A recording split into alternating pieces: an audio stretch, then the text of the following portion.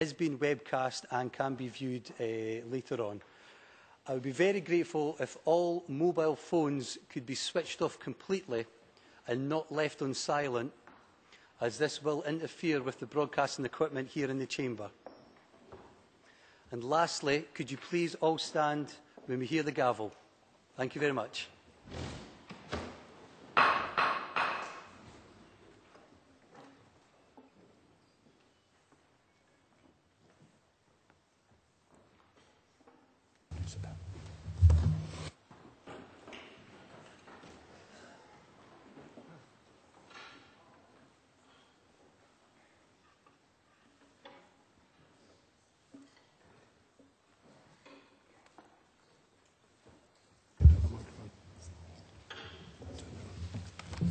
Ladies and gentlemen, a very, very good morning to you. My name is Alex Ferguson, and I have the very considerable privilege of being the presiding officer of the Scottish Parliament.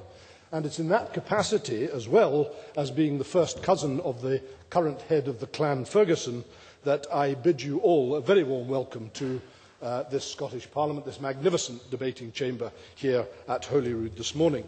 I know that some of you have travelled a very considerable distance to be here, and you are, of course, particularly welcome. And I'm also pleased to notice that my own clan, Clan Ferguson, is represented here as just one of the 100 clans that are represented here. That is a very considerable gathering. And for many of you, I would imagine that may well be your first visit to this Scottish Parliament, and for some of you, it may even be your first visit to Scotland. And so I hope that you, during your time with us, are able to make the most of that time to get to know this Parliament and to enjoy this magnificent city of Edinburgh, looking, hopefully, its sunny best over the next few days. Some of you may have already done that, but others, I'm quite sure, will do so over the coming days. However, as it states on the front page of the Gathering website, one of the great benefits of the Gathering 2009 is to have the majority of chiefs and senior clan figures all here in Edinburgh at the same time.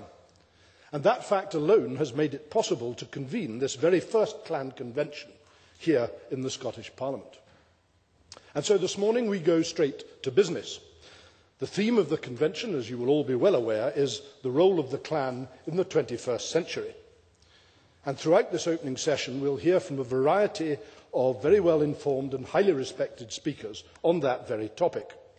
This afternoon, you'll have the opportunity to go out into workshops and breakout sessions in our parliamentary committee rooms to talk in detail about other topics such as the clans and tourism and the engagement of younger people.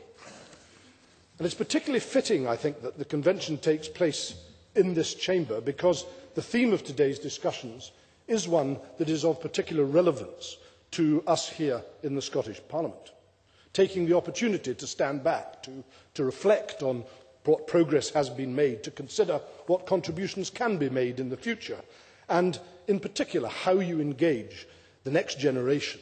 These are all issues that we too have grappled with in the Scottish Parliament. Like the clans, the Scottish Parliament has its roots deeply embedded in the soil of Scottish history. Unlike the clans, we had a 300-year break.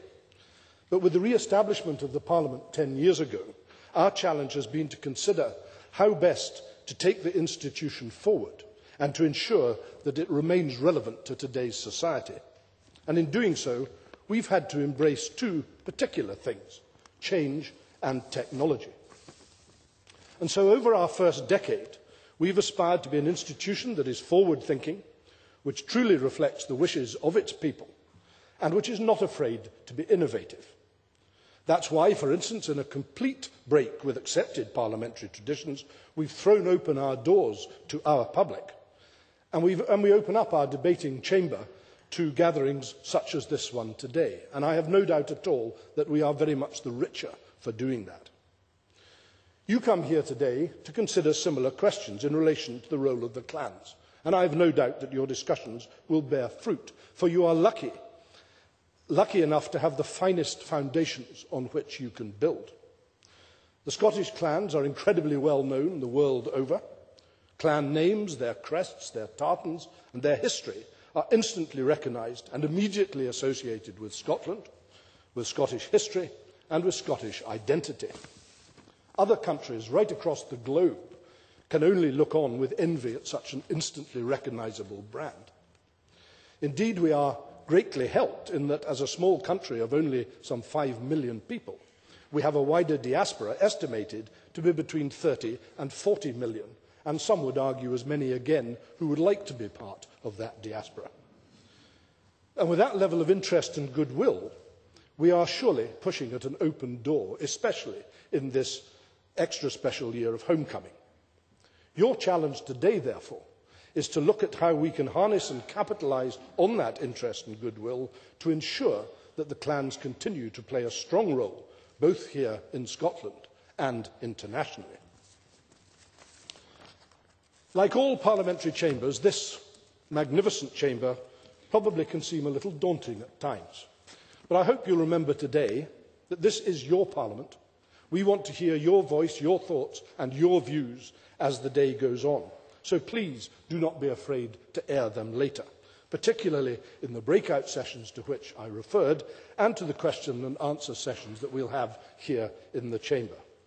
This convention can only be as successful as you make it. And so I wish you all a very enjoyable and a very productive day. Thank you.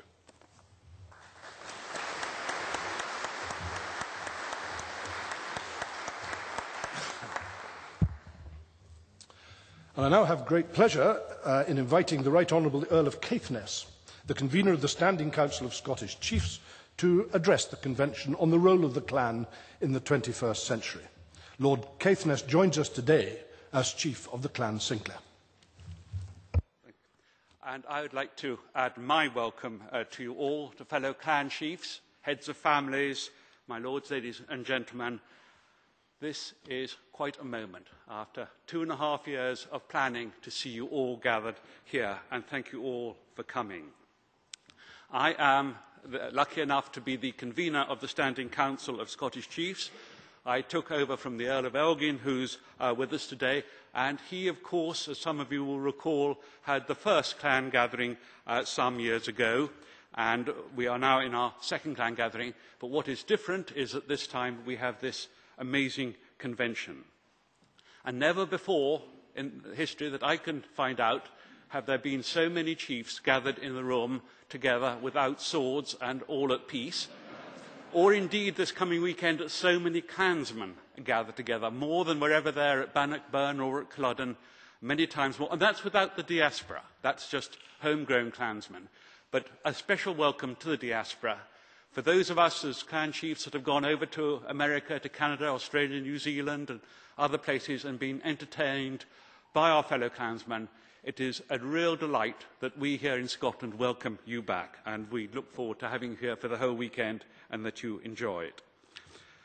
Alex, when he was speaking, reminded me of one thing, and it really needs just me to say this, that this is a huge privilege for me to be standing here in the Scottish Parliament.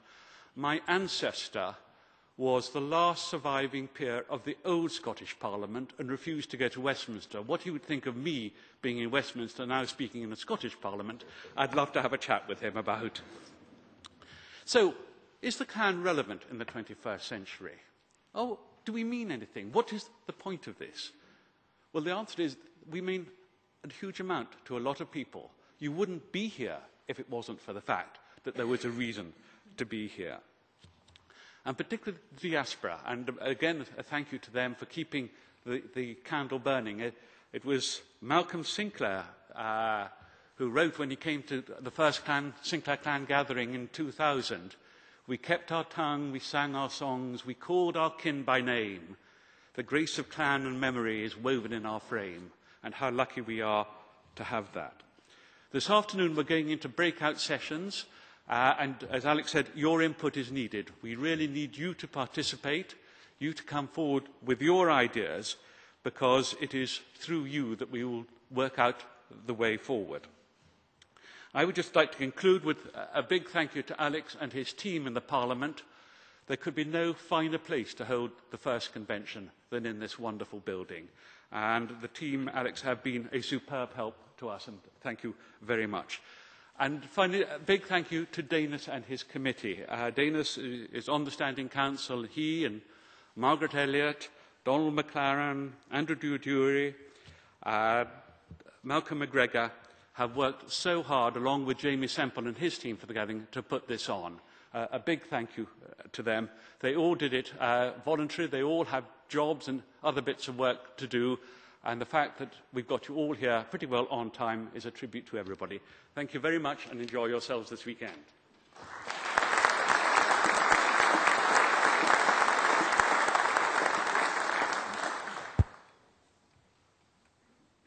Welcome very much indeed. I suspect it's with typical modesty that you've omitted the enormous amount of work that I'm sure you've put into this event as well. And I will spare your blushes by not saying any more, but I know that you will be greatly relieved to have got to this particular point in the programme. But thank you for opening up for us. I now have great pleasure in calling Jim Mather, MSP, the Minister for Enterprise, Energy and Tourism, to deliver his keynote speech this morning on Scotland in the 21st century. Jim.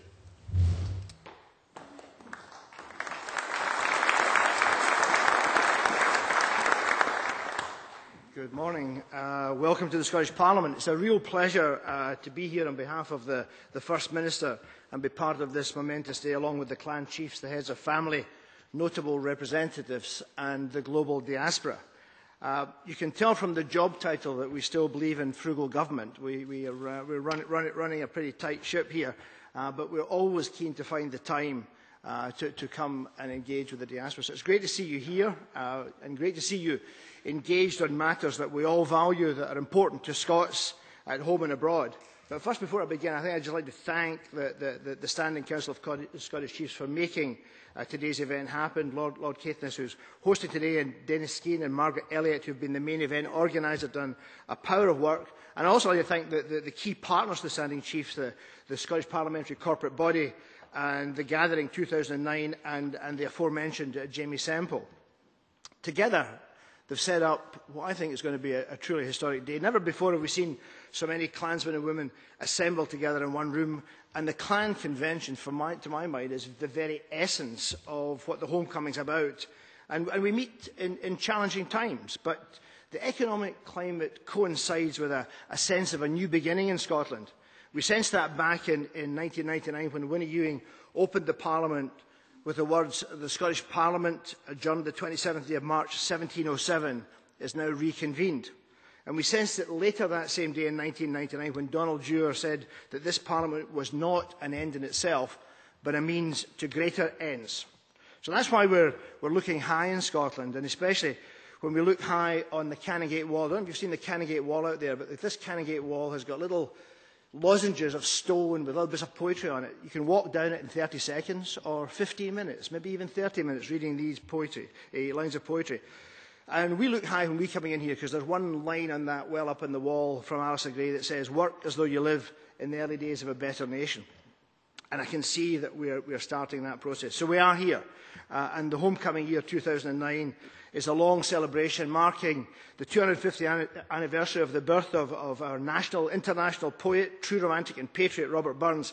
And I think he would have loved to have seen this day unfold and see you all brought together. And I'm aware that you're here today because of your history and heritage and the ready awareness that we've got to maintain and develop the oral tradition of Scotland and the reputation that we've got internationally. The focus is to discuss the role of the clan in the 21st century and how we can play our part in exploring, expanding our cultural identity in the context of what we believe now will be a dynamic contemporary Scotland that we are now building. And since devolution, Scotland's sense of self and self-determination continues to grow. This is right and necessary, for if I paraphrase the great American poet Langston Hughes, there are many people who previously could have said, "Scotland was never Scotland for me, but this oath I swear Scotland will be." And Scotland is of a mind now to be. This chamber is now the epicentre of this Scotland. It's a very apt backdrop for this prestigious gathering, a symbol in itself of modern thought, expression, democracy. And what's happening here is really quite unique because Scotland's now showing the world how to address major issues such as constitutional change, through argument, debate and the ballot box.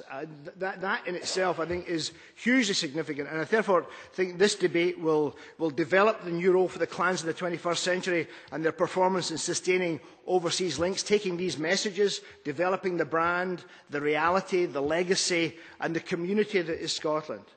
We are, as the presiding officer said, a nation of 5 million, small by any comparison, but our contribution to the world is widely recognised in business, innovation, research, education, the arts, culture, the Enlightenment back in 1776, and perhaps now, with your help, a new Enlightenment. As I said, even in this economic climate, Scotland is emerging as a growing international force in the global economy. We've got a very crisp view here. We intend to come out of this recession fitter, leaner, more competitive, and a lot more cohesive at home and abroad. And the potential is being recognised. Last year, the Financial Times Group's FDI magazine awarded Scotland the title of Europe's Place of the Future. And the Homecoming's central theme celebrates some of our major contributions to the world. Of course, whisky, with its huge economic element, but Scottish minds and creativity to the fore through Adam Smith, David Humes, and the other leaders of the Enlightenment. The game of golf, of course, and the huge innovation that we brought from television to telephone to fax to bicycle and much more. And of course, Scottish culture, heritage, ancestry, genealogy, the reason that perhaps you're here in the first instance. But what interests me is when I talk to clansmen across the world, interested in all of that and the battles, but also having a fingertip and influence on where this Scotland, that is the taproot of who you are too, moves forward in the world. And I think that the fact now that our language, music, literature and traditions continue to be admired across the world remains true, because when we go abroad, the tangible warmth and affinity we find is there and very much part of that. And as the presiding officer said, with a diaspora of 40 million, we have to reach out, we have to engage and move forward. And in this homecoming, we want to tap into that resource in a very big way, clearly to the first generation migrants who have gone out there and left in current lifetimes, but also to the second, third, fourth and nth generation of the ancestral diaspora, to those who have come to call Scotland home, the new Scots, and those many millions of affinity Scots who simply feel empathy for Scotland, its people, its values and its traditions.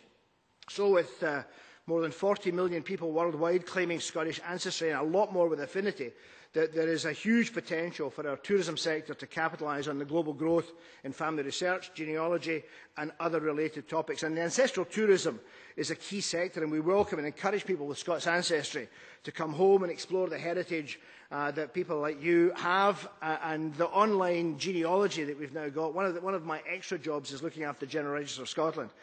Is amongst the best in the world. We had great parish records, but it's now digitised, unrivalled, easy to do, to get through. So visiting places that your ancestors lived and worked in is entirely feasible and possible.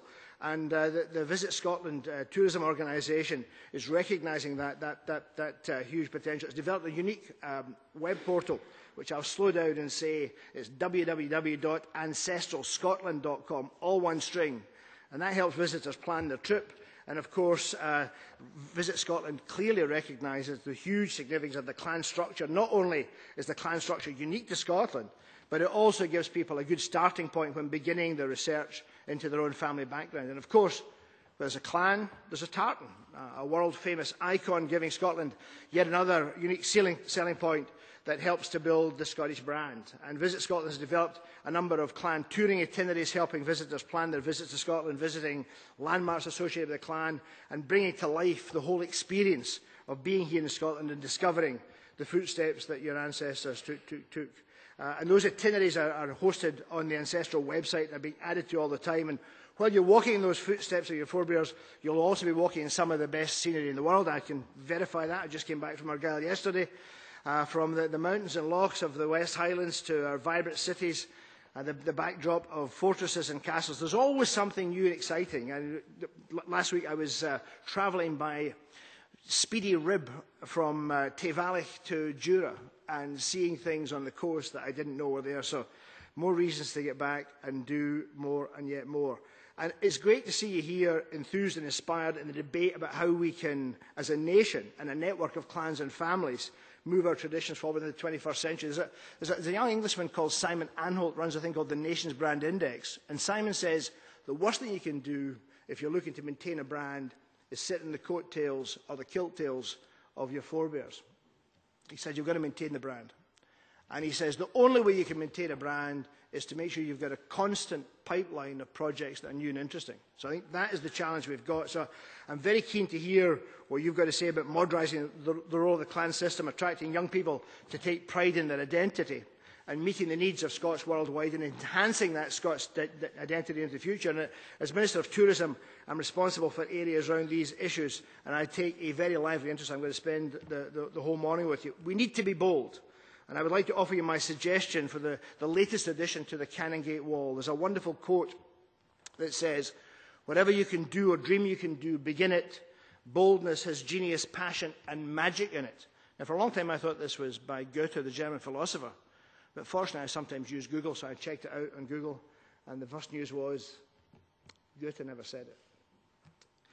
There was a guy called Bill Murray. So there was a nervous frisson that it might have been Bill Murray of Ghostbusters and it'd be something facile. It was not. It was William Hutchison Murray, 1913 to 1996, and he wrote it in the 1951 report of the Scottish Himalayan Expedition. He'd been a prisoner of war, he'd learned a bit of German during the wartime and had perhaps mistranslated this, but he translated it magnificently. What he said essentially is, when you decide to go, when you really cut loose and try to make a difference and make something happen, Providence moves in your favour, people come to your assistance, doors open, other things happen that you couldn't possibly have foreseen that get you going forward. We're finding that in Scotland. I'm sure we'll find that with the convention. I look forward to the rest of the day and the outcomes, and I wish you well, and I wish you back again. I hope you're all leaving with a return ticket. Thank you for listening.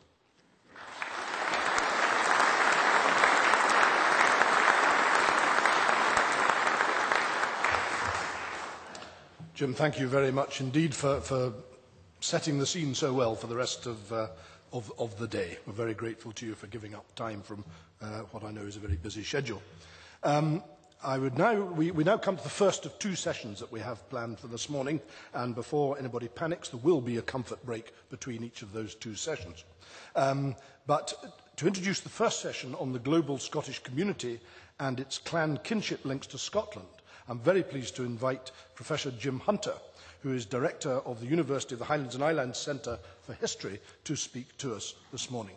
Professor Hunter has written no less than 11 books on the Scottish Highlands and the region's worldwide diaspora, and we're delighted that he's here this morning. Jim.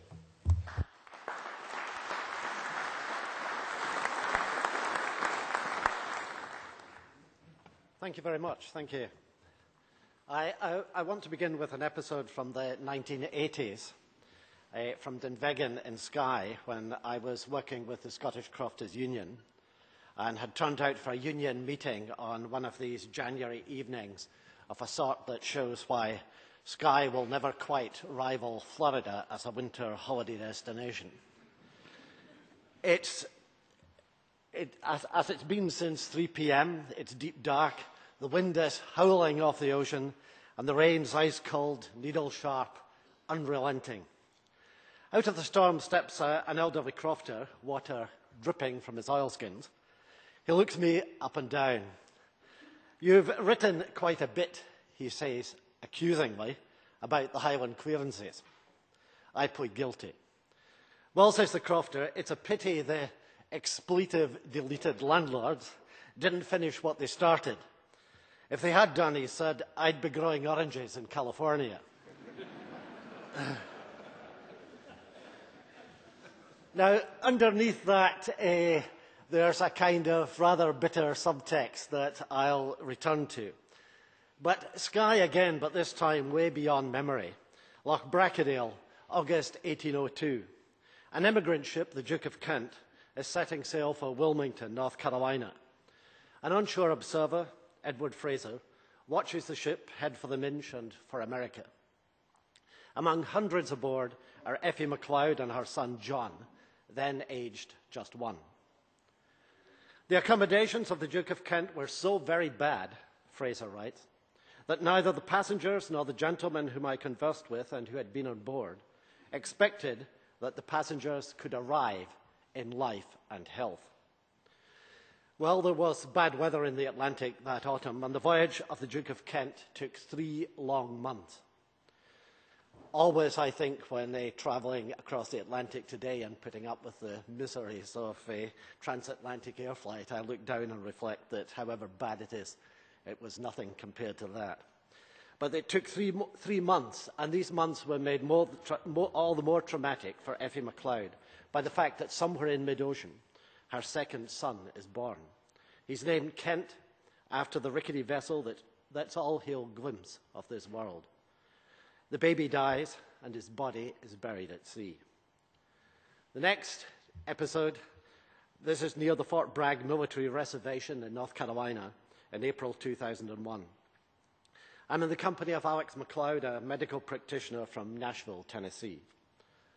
Alex guides me to the spot, now an army training area, where those 1802 emigrants from Skye, Effie and John McLeod, joined in time by Effie's husband Murdoch, where they made a place for themselves in America.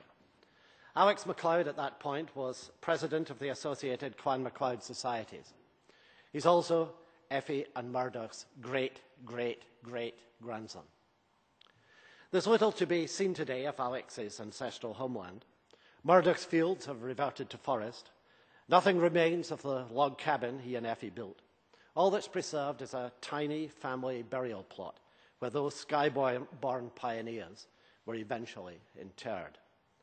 Nearby, though, is the home which Murdoch and Effie's son John constructed when in 1831 he married, and John was the little boy who came with his mother from Skye. Shown around this home by John's great-great-grandson Alec, I'm impressed above all by its scale. When John and his wife were raising here, there's 7 boys and 6 girls. John's cousins back in Skye occupied single apartment, miserable hovels of the sort then standard in the Highlands and Islands.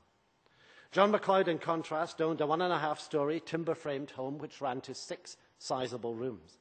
And at a time when his Skye counterparts were tenants, insecure tenants at that, of 4 or 5 acres of inferior soil, John was the outright possessor of some 2,000 acres of North Carolina farmland.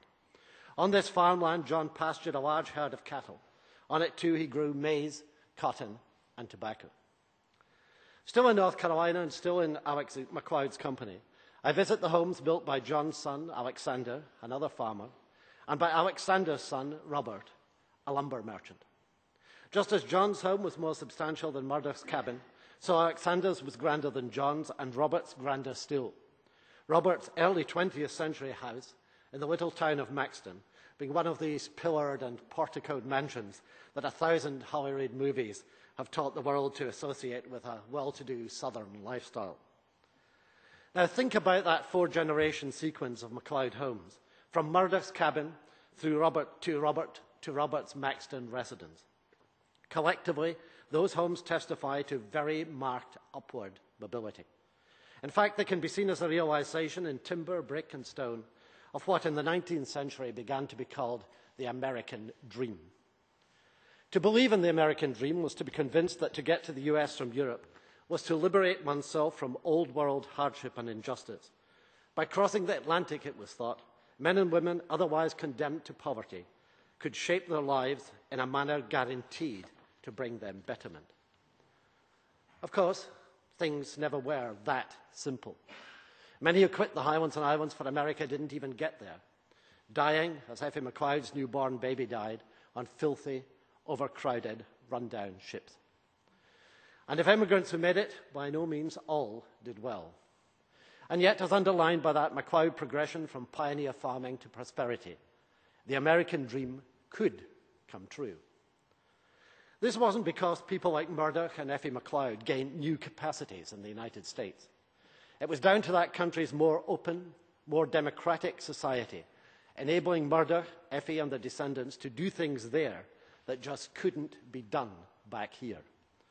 And so from the 18th century onwards, America featured in our Gaelic songs and poems as a place of fabled opportunity, a country without landlords. A country where, as was then next to impossible in Scotland, families of modest means could acquire homes, farms, and ultimately capital of their own. On bad days, then, it's little wonder that we still dream of growing oranges in California. Suppose I was to ask you when you left here today to make an inventory of everything you own, a comprehensive inventory. Each book, each glass, each plate, each piece of cutlery, each picture, pillow, chair, table, clothes, CDs, DVDs, etc. An item-by-item inventory of all that you possess. The task would take you a long time. But in 1844, when members of a commission of inquiry then visiting the Isle of Skye made just such inventories of what they found in island homes, the job took minutes. Here are the Commission's notes of their meeting with a crofter named Murdo MacLeod. Has one half of a croft, 4 children, no livestock, 1 bedstead with straw and poor bedding, a little bit of something like an old horse rug, 1 coarse earthenware dish, 1 half of a plate, no furniture to be mentioned, 2 of the children nearly naked. Today, absolute poverty of this kind is nowhere found outside the most afflicted parts of Africa. But as that 1844 Commission discovered, it used to be characteristic of much of the Highlands and Islands. There, on the scraps of land left after clearance and eviction, people like Murdo MacLeod grew just 1 crop, potatoes. Potatoes are of high nutritional value, tolerant of poor soils, high rainfall. Throughout the Highlands and Islands, whole communities became reliant on them. And then, in the summer of 1846, and in several summers following, the potato crop was almost totally destroyed by blight. In August 1847, a south of Scotland clergyman on a trip to the Hebrides crossed the ford between North Uist and Benbecula, encountering there hundreds of families scavenging at low tide for shellfish. The clergyman wrote, "The scene was heartrending. I never witnessed such countenances. Starvation on many faces. The children with their melancholy looks, big-looking knees, shriveled legs, hollow eyes, swollen like bellies. God help them. I never did witness such wretchedness." Children with melancholy looks, big-looking knees, shriveled legs, hollow eyes, swollen like bellies. We know them from media coverage of faraway disasters. But in the 1840s, a pre-camera time, the minister I've quoted had no inkling of what hunger does to kids until, in the Highlands and Islands, he saw it at first hand. Next, a summer morning near Pictou in Nova Scotia, I'm with George MacLeod, a farmer, who's treating me to an appropriately Scottish-Canadian breakfast of porridge doused in maple syrup. George's great-great-grandfather, John MacLeod, left Durness in Sutherland more than 200 years back. We got something here we'd never have got in Scotland, George tells me. We got land of our own. That was the making of us. Durness is windswept, treeless, rocky. Has he been there? I asked George. Yes, he says. During the Second World War, when with the Canadian Air Force and stationed in England, on getting leave, he headed north. What did you think of Durness, I say?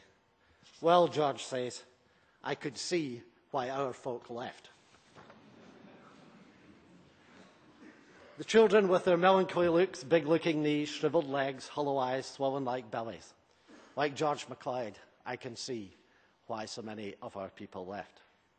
More than half a century ago, Hugh McLennan, a leading Canadian novelist, came to Scotland, just prior to his tracing the route taken by an 18th century Scottish immigrant, Alexander Mackenzie, down the great river that bears Mackenzie's name.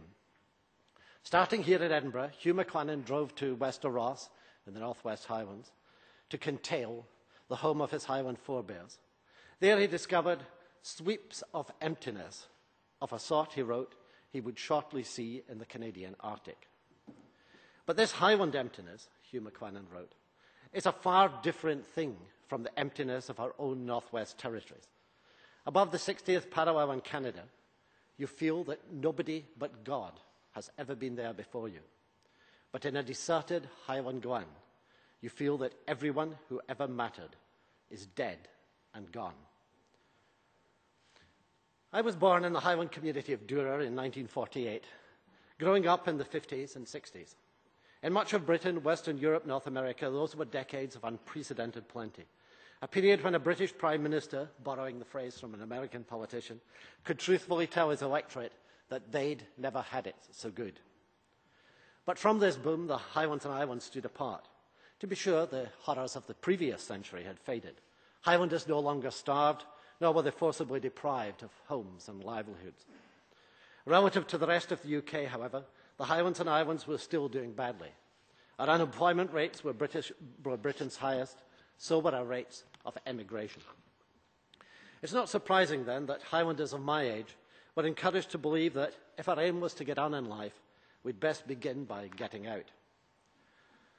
During the 1980s, when with the Crofters Union, as I mentioned earlier, I'd find myself often in the homes of ageing couples. There I'd be shown framed photographs of distant sons and daughters. This one's Donald, I'd be told. He's a doctor in Vancouver. This is Margaret. She lives in Chicago. He is Neil. He's in Brisbane. Advancement in the Highlands and Islands had become synonymous with being elsewhere. To be in your own locality in your mid-20s was, by definition, to have failed. It's been my privilege to spend time with people who are part of our Highlands and Islands diaspora. Many wish, and some of you I know are in this category, many wish to retain or recover something of their Scottish heritage. But they're proud too, as you're proud, I'm sure, and rightly so, of being Americans, Canadians, Australians, New Zealanders, whatever. Understandably, then, most such folk, and again I guess this includes some of you, most such folk are inclined, when thinking about the exodus of population from this country, to focus mainly on its upside. That upside was substantial. From the perspective of Australia, say, or the US, the arrival there of men, women and children from the Highlands and Islands added up to a big gain in human capital. But from a Highland standpoint, the opposite is true. To a Highlander like me, a Highlander living and working in the Highlands, the fact that emigration looms so large in our history is indicative of Scotland's awful failure to retain the energy, the drive and the ambition our people took elsewhere. 1773, Stornoway. On a single day, between 700 and 800 Lewis folk take ship for Britain's colonies in America. 1923, Stornoway again. On a further single day, exactly 150 years later, 260 people leave for Canada on a liner called the Metagamma. Reflecting on that Metagamma emigration, a Lewis woman wrote, "Some consequences were immediate. The sense of loss felt by those bereft of a son or brother. Other results were slower to make themselves felt. The marriages that would not take place. The children that would not be reared in Lewis. The homes that would not be built. For of those who sailed that day, all but 20 were young men on the threshold of maturity. Their average age was 22. As Hugh McLennan said, sometimes you felt in the Highlands that everyone who ever mattered is dead and gone. In 1955, about the time that McLennan visited Kintail, an expert study had this to say of the nearby Isle of Skye. Population decline has continued without a break in Skye since 1841. In some localities, population is down to 1/5 of its maximum. That's an astonishing rate of decline. Further decline, the study went on, is inevitable. From this prognosis, there was no dissent. In the mid-19th century, before the famine I described a little earlier, Skye's population was 24,000. Just over 100 years later, it was nearer 6,000. And this downward trend, as that 1950 study stated, seemed set to last indefinitely. In fact, the opposite has happened. Today, Skye's population is up by more than 50% on its low point, and the island is awash with new-built homes. What's true of Skye is true of much of the Highlands and Islands. During the last 40 years, a period when Scotland's total population has mostly been static or even in decline, the population of the Highlands and Islands has risen by around 1/5. If the same rate of increase had happened across Scotland as a whole, as has happened in the Highlands and Islands, this would be a country today of 6 million people, not 5. Just recently, to be sure, the Scottish population total has started to edge upwards. But in the Highlands and Islands, the rate of increase has been 3 times faster than that of Scotland overall. In Skye and neighbouring Wester Ross, the rate has been 7 times greater. That's because, for the first time in centuries, Many more people are moving into the Highlands and Islands than are leaving. Our immigrants are varied. They include people from other parts of Scotland, more from England, a growing number from continental Europe, and some drawn, intriguingly in today's context, some drawn from our diaspora. At Orbost in Skye, Rachel Jackson and her husband Keith are making a home, raising their children and developing a business on land that was long ago cleared of its original inhabitants. Like immediately preceding generations of her family, Rachel is Australian, but she's also the great-great-granddaughter of an emigrant from Skye. In the later part of the 19th century, Mary Macpherson, in Gaelic Marivorn and Oran, a Skye poet and maker of songs, responded to the emptying of the Highlands and Islands by imagining a time, and it must have been very difficult to imagine that time then, by imagining a time when our diaspora would return to reclaim the crofts that had been lost, to rebuild homes that had fallen into ruin. In a small way, but in a way that is important, Rachel Jackson, by being today in Orbost, is helping to make Marivorn and Oran's dream come true. The Highlands and Islands, then, are at last on the way back and on the way up. I was reflecting, as people were talking earlier about the gathering of the clans here, that the last time, perhaps, there were so many clansfolk in Holyrood was when a Highland army captured Edinburgh in 1745. And I was also thinking that, as a Highlander, it might be no bad thing, I sometimes think, if we were to march on Edinburgh again. But I'll leave that thought to one side. But we are today on the way back.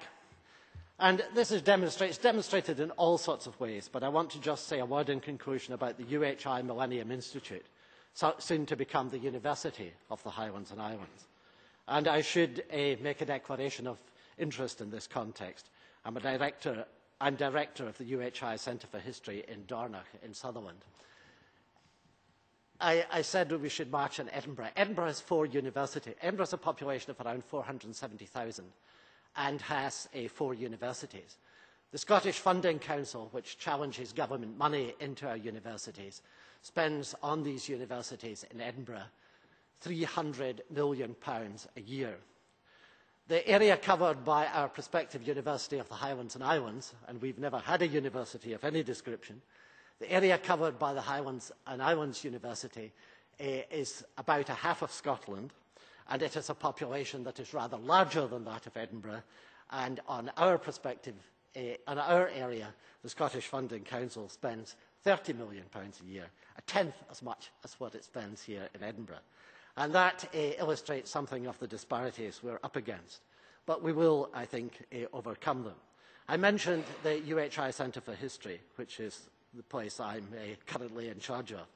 It was launched in 2005, and it owes its existence, and this is the point I want to stress, to one of the innumerable Highlanders who's made a career overseas. His name's Dennis MacLeod. He was brought up in a croft at Helmsdale, near Dornoch, where we are based, and he lives today on Canada's Vancouver Island. To our Centre for History, Dennis has donated some £260,000. Using that finance as leverage, we've taken our external funding over the last 4 years to something like £2 million in total, which is why, as well as having research staff, we have in Dornoch now a 5-strong teaching team. 2 years ago, this team launched a much praised, I can say it's much praised because I had nothing to do with it, this team launched an honours degree course in Scottish history, a course made available by way of video conferencing and other technologies to UHI centres in every part of the Highlands and Islands. This year, the same team launched a joint honours degree in history and politics. Next year's new course will combine history with archaeology.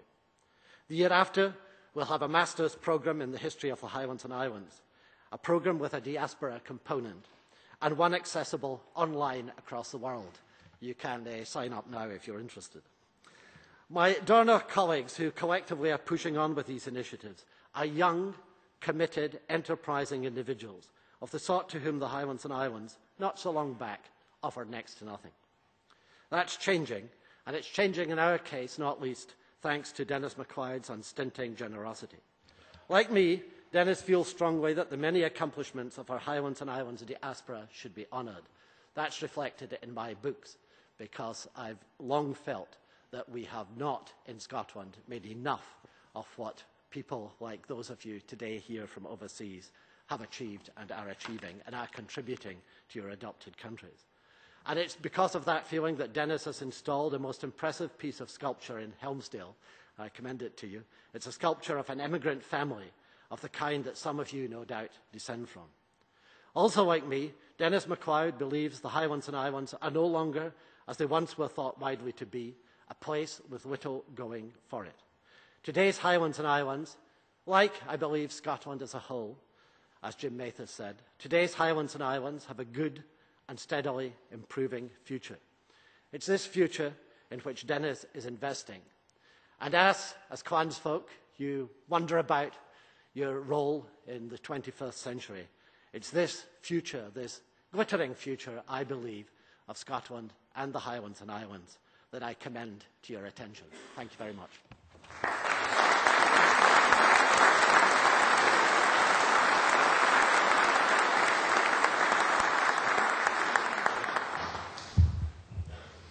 I think the thanks are entirely ours, Jim, and I do genuinely thank you for that entertaining, knowledgeable, but perhaps above all very passionate contribution to this morning's proceedings. I'd now like to invite the second speaker in this first session, David Seller, who is the Lord Lion King of Arms, to speak to us. David has also published several books on various topics, including the kingdom and lordship of the Isles, and on the origins of various Highland families, including the Campbells, the MacDonalds, the MacLeods, the Lammonts, and the Nicholsons. We're very privileged to have him here today. Lord Lion.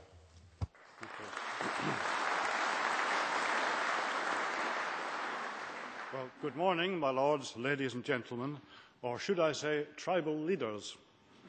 You may recognise that description from one of the many articles which has recently appeared in the press on chiefs and clans in connection with this convention.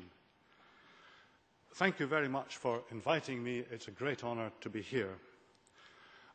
I don't often feel distinctly underdressed on formal occasions, but looking around today, I do. In the 20 minutes or so allotted to me today, I'd like to reflect on the word clan and its relationship to family, adding a little about the court of Lord Lion, and I hope this may feed into the various discussions that will be taking place later today. The etymology of the word clan is well known. It's a Gaelic word meaning children, and by extension family, in the sense of, for example, the common descendants in the male line of a common great-grandfather. And clan or clown is still used in both these primary senses in modern Gaelic.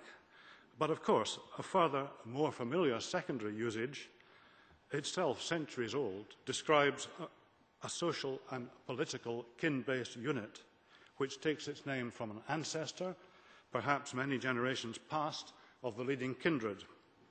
The earliest mention of clan or clown in this sense in Scotland occurs in marginal notes written in Gaelic in a gospel book in Buchan in the 12th century, where both Clan Canon and Clan Morgan are mentioned.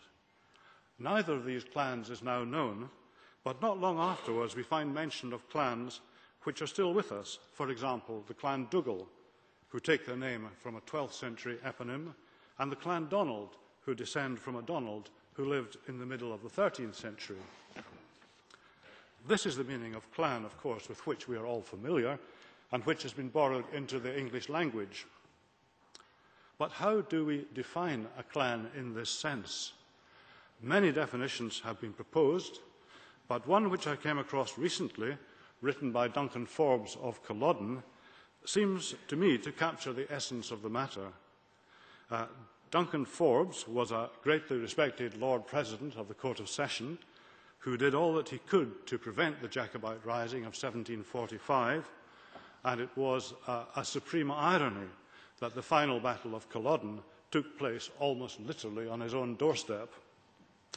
Forbes wrote that a Highland clan is a set of men all bearing the same surname and believing themselves to be related the one to the other and to be descended from the common stock. In each clan there are several subaltern tribes who own dependence on their own immediate chief. but all agree in owing allegiance to the supreme chief of the clan or kindred, and look upon it to be their duty to support him at all adventures. Well, Forbes, who knew many Highland chiefs, wrote when the clan system was still in full vigour. It's a definition I think that's worth repeating. A Highland clan, he said, is a set of men all bearing the same surname and believing themselves to be related the one to the other and to be descended from the common stock. In each clan there are several subaltern tribes who own dependence on their own immediate chief, but all agree in owing allegiance to the supreme chief of the clan or kindred. Now, I would add two glosses or two riders to that. The first is that Duncan Forbes takes for granted the patrilineal nature of a clan when he writes of descent from a common stock, that is, descent in the male line. And secondly, we may recognise in his mention of subaltern tribes what would later be termed septs.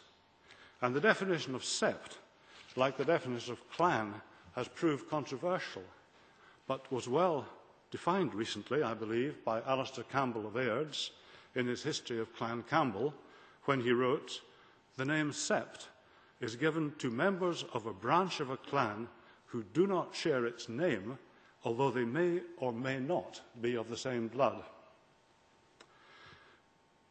If you were to ask the average Scotsman today what he understood by the word clan, he would, I think, come up with a definition recognisably similar to that of Duncan Forbes, emphasising the context of Highland society and Gaelic culture. There is, however, another angle to the definition of clan, as is evident from the frequently asked question, what is the difference, if any, between clan and family? Can the two be equated? Are the descriptions head of the family, chief of the family, and chief of the clan, in fact, interchangeable? The word chief, of course, like the word clan, is an import into English, in this case from French rather than from Gaelic. As early as 1432, a Lamont chief was promising to be a leal and good lord as his lord and chef of kin, ocht for to be, to their near cousin and man. And in 1531, we find mention of Torquil MacNeill of Gia as chief and principal of the clan and surname of MacNeills. Is there then a difference between clan and family? The popular perception in Scotland, at least as we've seen, as I believe it to be, is that the word clan is very much associated with the Highlands and with Gaelic culture. However, there is a substantial body of evidence to the effect that the word clan has been used in English, in particular in Scots English, for centuries as virtually synonymous with family or kindred. The Dictionary of the Older Scottish Tongue, which records usage before 1700, provides quite a number of examples. For instance, the famous poet William Dunbar, writing about 1500, said, "When servant is all other man, gentle or simple of every clan." And Gavin Douglas, the 16th century translator of Virgil's Aeneid into Scots, writes of the founder of the Claudian gens in Rome as Clausus, fra whom the clan and people Claudian is common. And the translator of Livy writes that the Etruscans occupied all the lands with as many sindry colonies as there was sindry clans of their lineage. Looking to the official record, there is a reference in 1552 to the principles of the clans of Liddesdale and Eskdale in the Borders. They were most certainly not Gaelic speakers. And later in the 16th century, there are well-known uncomplimentary references in Acts of the Scottish Parliament to clans in the Highlands and in the Borders. An Act of 1587, for example, gives a list of clans that have capitains, chiefs and chieftains on whom they depend as weal on the Borders as the Highlands. And, for example, those listed in the Border Middle March are Elliots, Armstrongs, Nixons and Croziers. When I turn to the Scottish National Dictionary, which considers the period after 1700, for further references, I found to my astonishment that there is no entry under clan. Sir George Mackenzie of Rosehaw, Lord Advocate towards the end of the 17th century, remembered still in some quarters as Bloody Mackenzie, but a great authority on heraldry and law, wrote of the chief, for so we call the representative of the family, from the French word chef or head, and in the Irish, by which Sir George means the Gaelic language, and in the Irish, with us, the chief of the family is called head of the clan. Sir George was almost certainly himself a Gaelic speaker.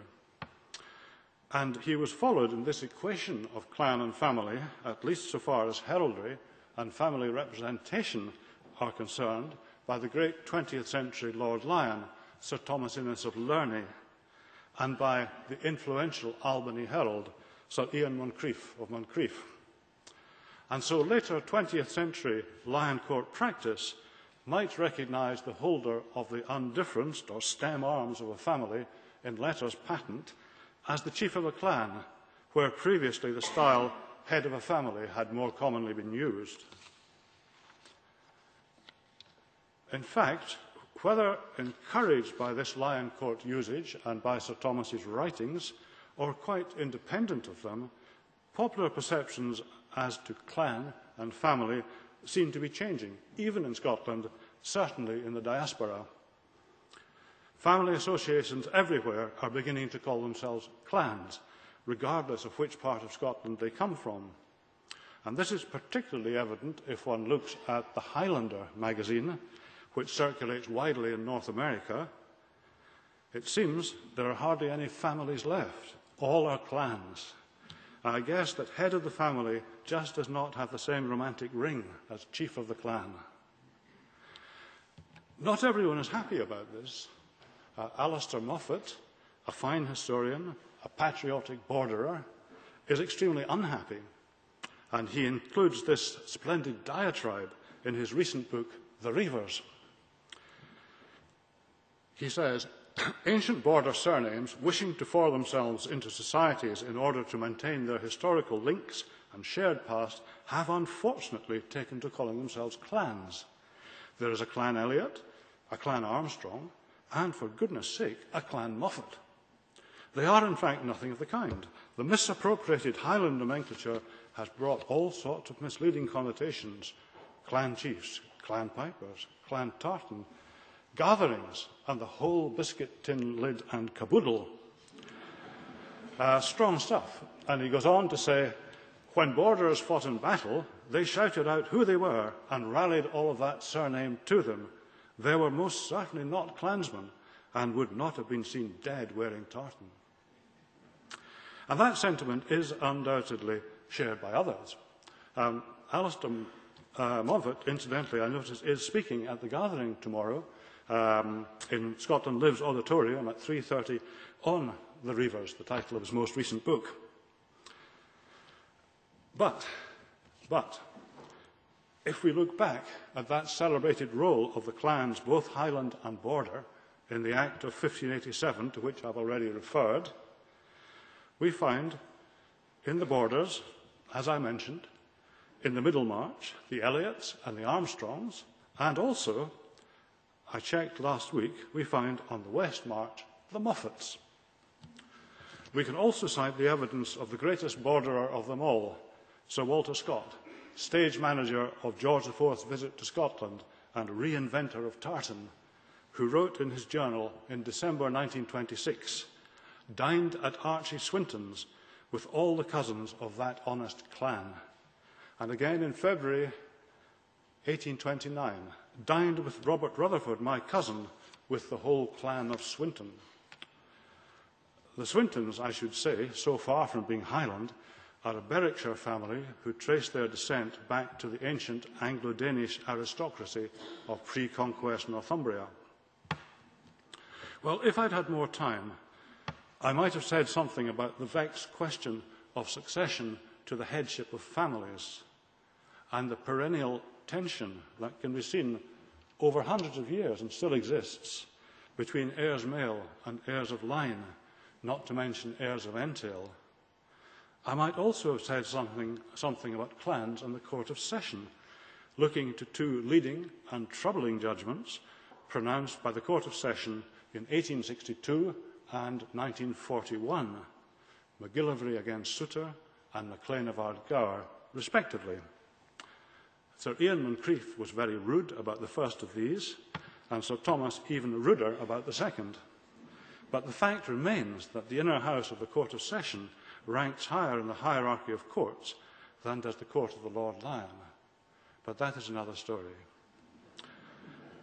Let me end by repeating what my predecessor but one, Sir Malcolm Innes of Edengicht, said about heraldry and the clan and the family when he addressed the Heraldry Society of Scotland 10 years ago.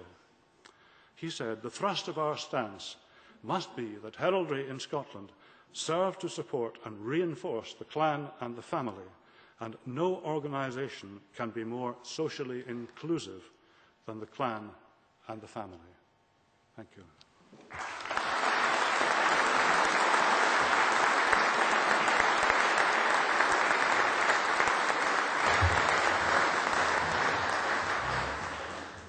Well, again, thank you, David, very much indeed for a very thought-provoking contribution. I would pay tribute to the immaculate timekeeping of all of our speakers this morning. That's something I very rarely witness in this chamber. But the happy result of that is that we now have approximately 12 minutes for some questions and answers to our two speakers this morning. Now, if we want to include people in the gallery, and for those in the gallery, we have officials with roving microphones. So if you wish to ask a question, if you'd raise your hand, and when I call you, if you could allow time for the microphone to come to you, and if you could then give your name and who you represent before you make your point or ask a question, you're free to do either. I would stress we don't have long for this session, so brevity is to be recommended. For anybody on the chamber floor, if they could wait until they're called, and then the red light on the microphone will come on, after which they should follow the same procedure as those upstairs. So as I say, we've got 10-12 minutes for a short question and answer session. Feel free, as I say, just to make a comment or give your thoughts or to ask a question.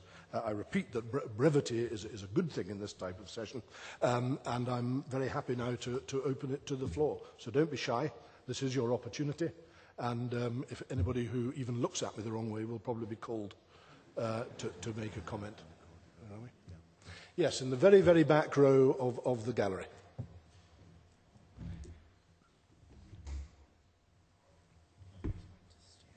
Good morning. My name's Lloyd Pitcairn. I'm a member of the family Pitcairn. It was just a quick question, please, regarding Scotland's people and the development of the Scottish genealogy. I'm a professional researcher myself, and the one place I see it is lacking is getting this development into schools and getting children involved in their genealogy. Is there anything that can be done to open up the processes to allow these children to have some kind of access into Register House?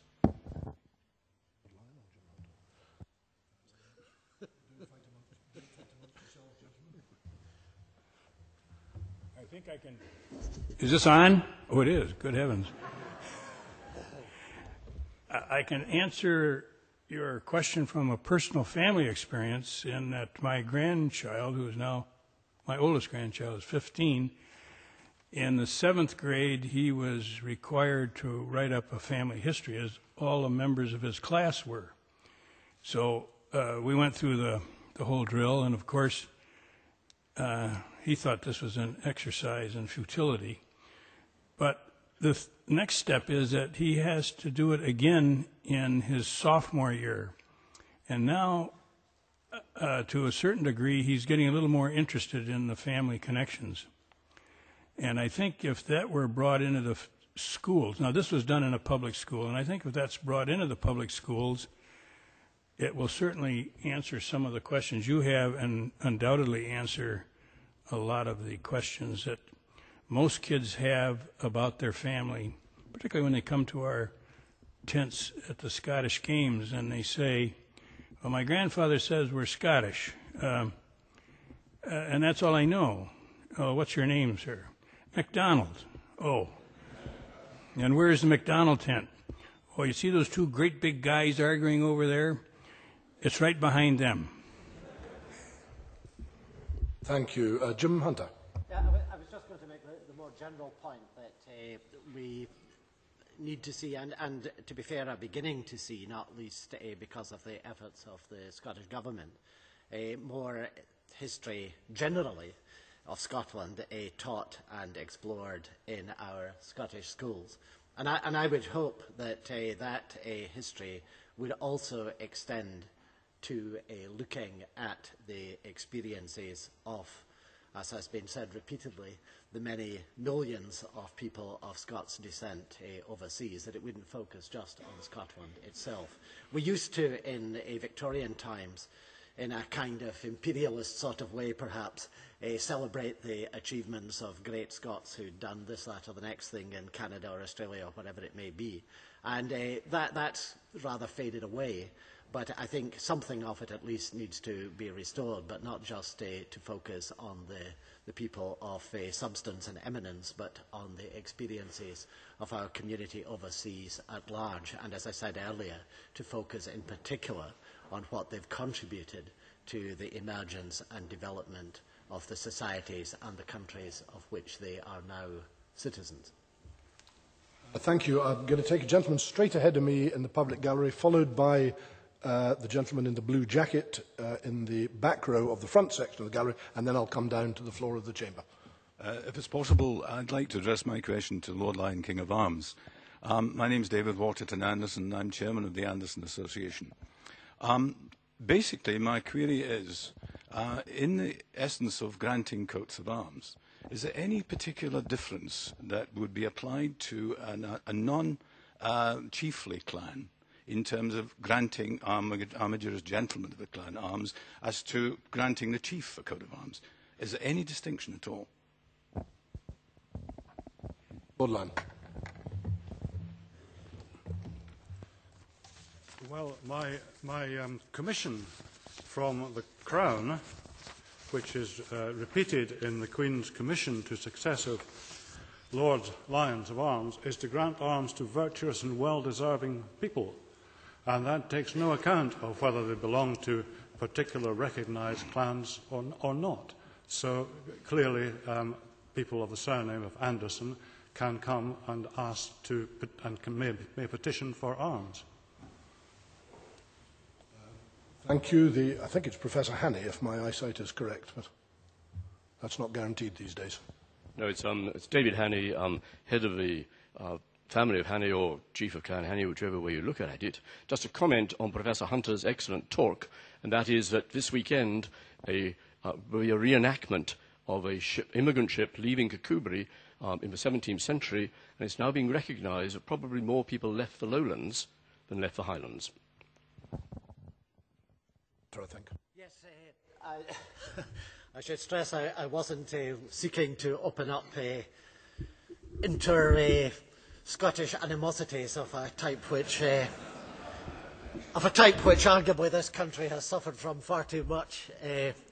I've always thought it was typical of what went wrong, even in a Highlands and Islands context, that in the early stages of the Battle of Culloden, as the Duke of Cumberland's cannonballs and grape shot rained down on the Highland Army, who were standing there in the rain.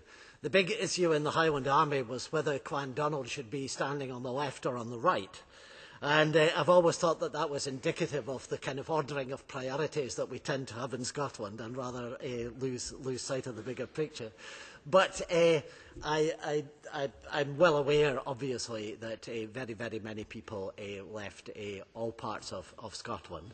And I suppose I make no apology as a Highlander for talking about the Highlands, not least, I would have to say in this context, because I do know at least a little bit about the history of the Highlands and Islands, whereas I'm a bit hazy, I'm afraid, on the history of Kirkcudbright, but I do recognise that, and I'm very glad that that sort of event is happening, and it reinforces the point I made a little bit earlier, that we need to see more awareness of that sort of thing.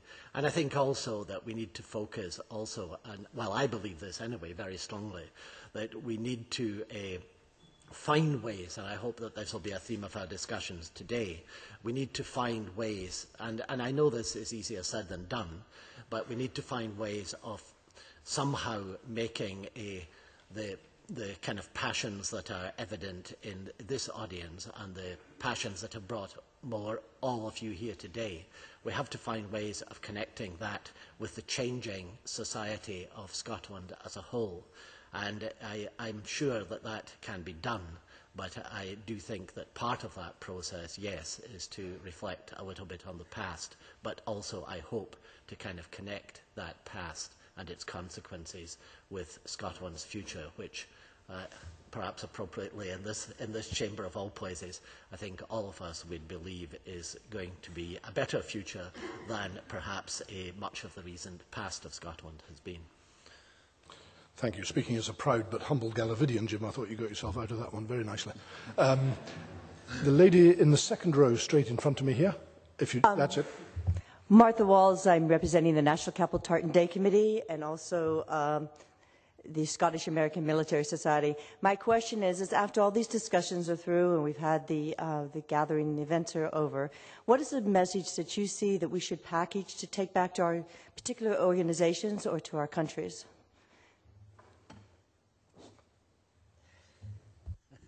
Well, for a start, I feel completely unable to, well, I'm certainly not speaking for Scotland as a whole or anything like that as to what message you should take back. But I do hope that part of that message, at least, will be that you see underway. Jim Mather made reference to the Alistair Gray's famous comment that we should live as if we're living in the early days of a better nation. I do, and this isn't some sort of political point, certainly not in a party sense, but I do hope that you will take back to the United States, and those of you who are from other countries will take back there, the message that Scotland is now looking to capitalise on the talents and abilities and energies of its people that so often, for better or worse from our perspective, we exported to countries like yours, where these people made enormous contributions to their adopted countries. And now, I think, we're looking to ensure that today's generations and future generations are able to make that sort of contribution with due respect, not just to the United States, but to Scotland itself. That this is a country now that is going places. And in a way, perhaps, also that this is a country which will not be, which isn't now and won't be in the future, in some sense, ethnically pure Scottish. This is a country with increasingly its own melting pot, in a US phrase, a country with all sorts of people contributing to it, a very diverse country, but a country where, and I think this is extremely important, one of the better things about Scottish nationalism, and I use the phrase Scottish nationalism with a small n, not in any kind of party sense. One of the better things about modern Scottish nationalism, and this is very unusual in a European context, it doesn't define itself in terms of ethnicity and the like. This Parliament and the Government of Scotland, I think, would see themselves as representing and looking to take forward the Scottish nation defined as everyone who is living today and working today in Scotland, irrespective of their origins. So we're creating, I think, a kind of new kind of country. It's not the sort of country that your ancestors had to leave, but I think it will ultimately be a better and more exciting and more varied country because of what is happening now. So if I guess you can take something of that kind of excitement that I think many of us feel about what's happening, particularly in my own case in the Highlands, if you can take some sense of that back to the places that you come from. And yes, we had, as we've been saying, we've had a fascinating and colourful and interesting past of which your ancestors were part, but we've got, I think, an even better future. So that's the message I'd like you to take home. Thank you. I'm going to take 2 points up on my left, if I may. Firstly, the gentleman in the dark jacket and the striped shirt in the second row from the back, and then the gentleman in the brown shirt. I'll take the 2 points and then we'll go to the panel. Thank you. A more general question on kinship. Sorry, your name, sir? Douglas Dundonald, head of family Cochrane, and also rather bizarrely connected to the family Blair. I was intrigued a number of years ago when we started through the family Blair a gene sequencing arrangement and pattern matching people's DNA, which was started by one of my kinsmen in America. And I wondered if anybody else had had that experience and whether they thought that that had any relevance in our discussions today, because it's thrown up a number of interesting connections, not just in North America, but all over the world. And bearing in mind that science moves on and it has significant relevance, I think it provides a very interesting platform for demonstrating kinship. Thank you very much. And the gentleman in the brown shirt. Chief of the Clan Mackenzie, this is a question for Jim Hunter. First of all, thank you for your excellent talk. You mentioned the University of the Highlands and Islands. Do you ever foresee a time when it may become a campus university, which I believe would help the Highlands and Inverness in particular, and be a huge benefit to Scotland in general? Sorry, could you repeat what sort of university? Did you... a campus university? A campus university, yeah. Yes.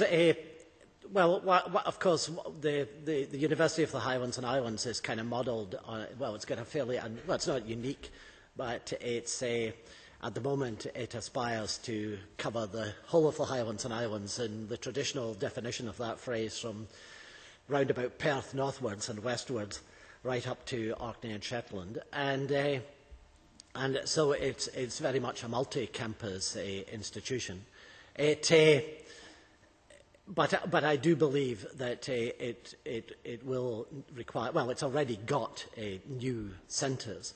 I think one of the most inspiring places I know in Scotland, and certainly in the Highlands and Islands, is Solmar Alsteg in Skye, our Gaelic medium college there, which is part of the Highlands and Islands University, or aspiring university.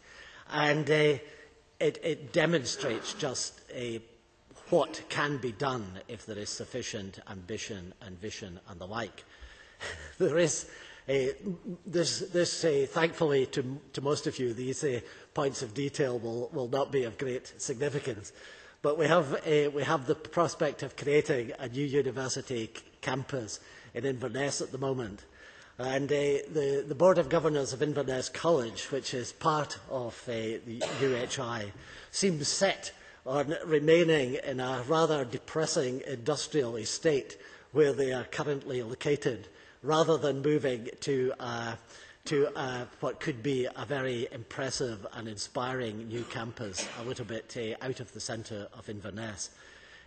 Aneurin Bevan, a Labour politician who served in Churchill's coalition government and who afterwards founded, in many ways, our National Health Service. Aneurin Bevan once said that of all poverties, the worst poverty is lack of ambition.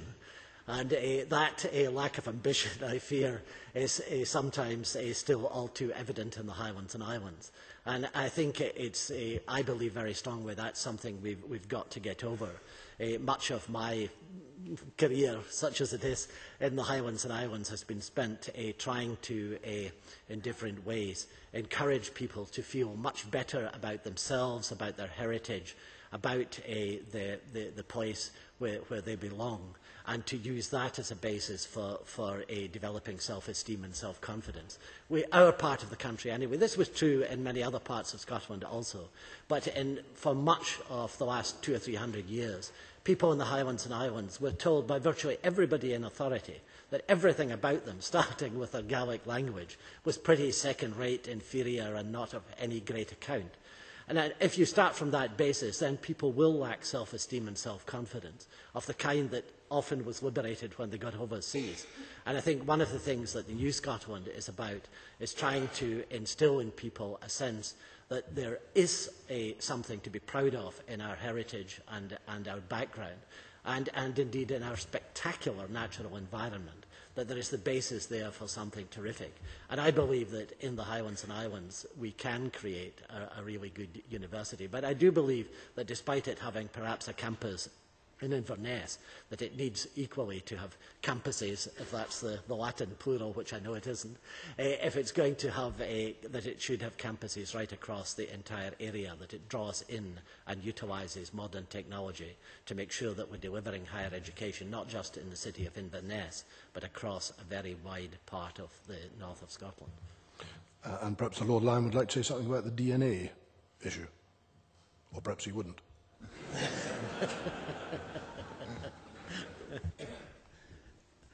I think I'll say no more. Would you care to enlarge, sir, on what you mean by the DNA issue?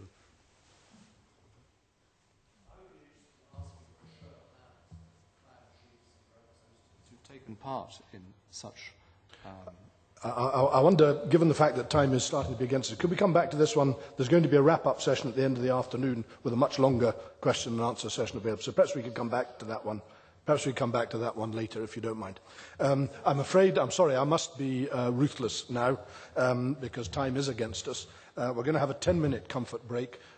If members wish to go either to the door at the back or to this door, only to the door at the back, they will be shown the appropriate facility to go to. We will be starting again at 20 minutes to sharp for the second session. Thank you very much.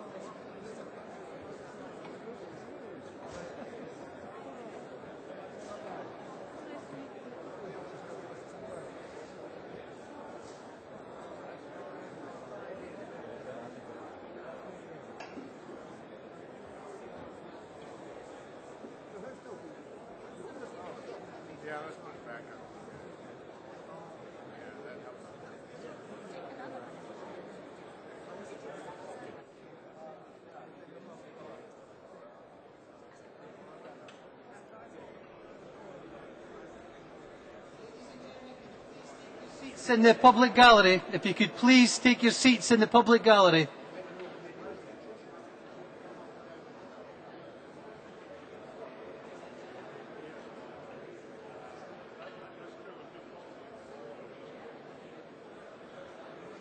Well, this was all right then, wasn't it? Yeah.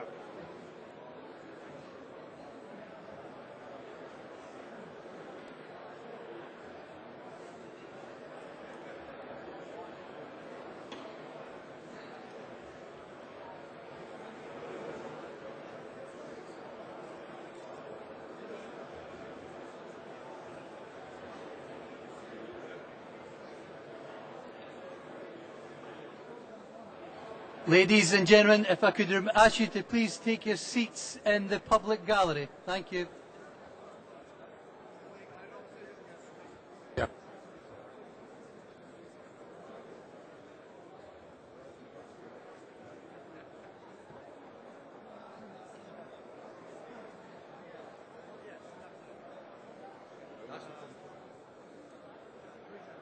Right, ladies and gentlemen, if you could take your seats, please. We need to get started. As quickly as possible, please. Thank you. Okay. Okay. Yeah. Ah, mine is not. I don't know about that one.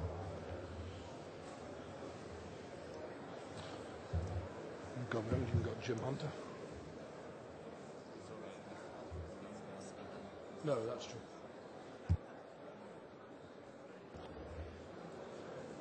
Right, ladies and gentlemen, final warning, if you could please take your seats in the gallery.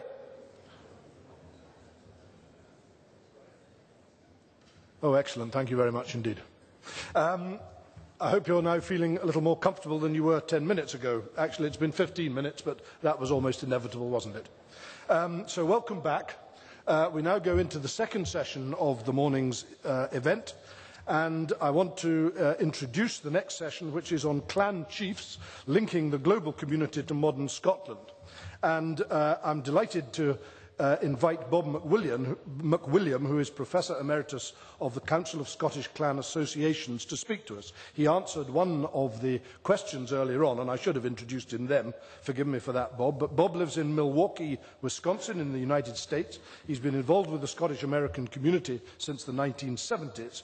He was the main creator of the Wisconsin State Tartan, and he was granted a personal coat of arms by the Lord Lion King of Arms for service to Scotland and the Scottish culture. I think we are very privileged to have him here to speak to us today, and I invite Bob McWilliam to take the floor. Bob.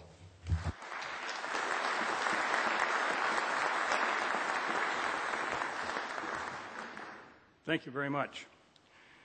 If you thought that was a drum roll for my entrance, it's my knees knocking. Several years ago, Jamie Semple and I were talking about what the Standing Council of Scottish Clans could do. Am I doing all right with this? And he said, well, he and Malcolm Sinclair were working on a project, but never in my wildest dreams did I ever expect that I'd be standing up here talking to all of you in this manner. But to get on with my talk, I've been asked to talk about the strengths and the aspirations of the Scots abroad. That seems to be a contentious phrase versus our usual diaspora term. But anyway, the Scots abroad and the worldwide Scottish community as it established links to the 21st century Scotland. My focus will be on the clans and the other organizations and, to some degree, the games. Well, as you've heard a number of times, there are 5 million Scots in Scotland and 40 million worldwide.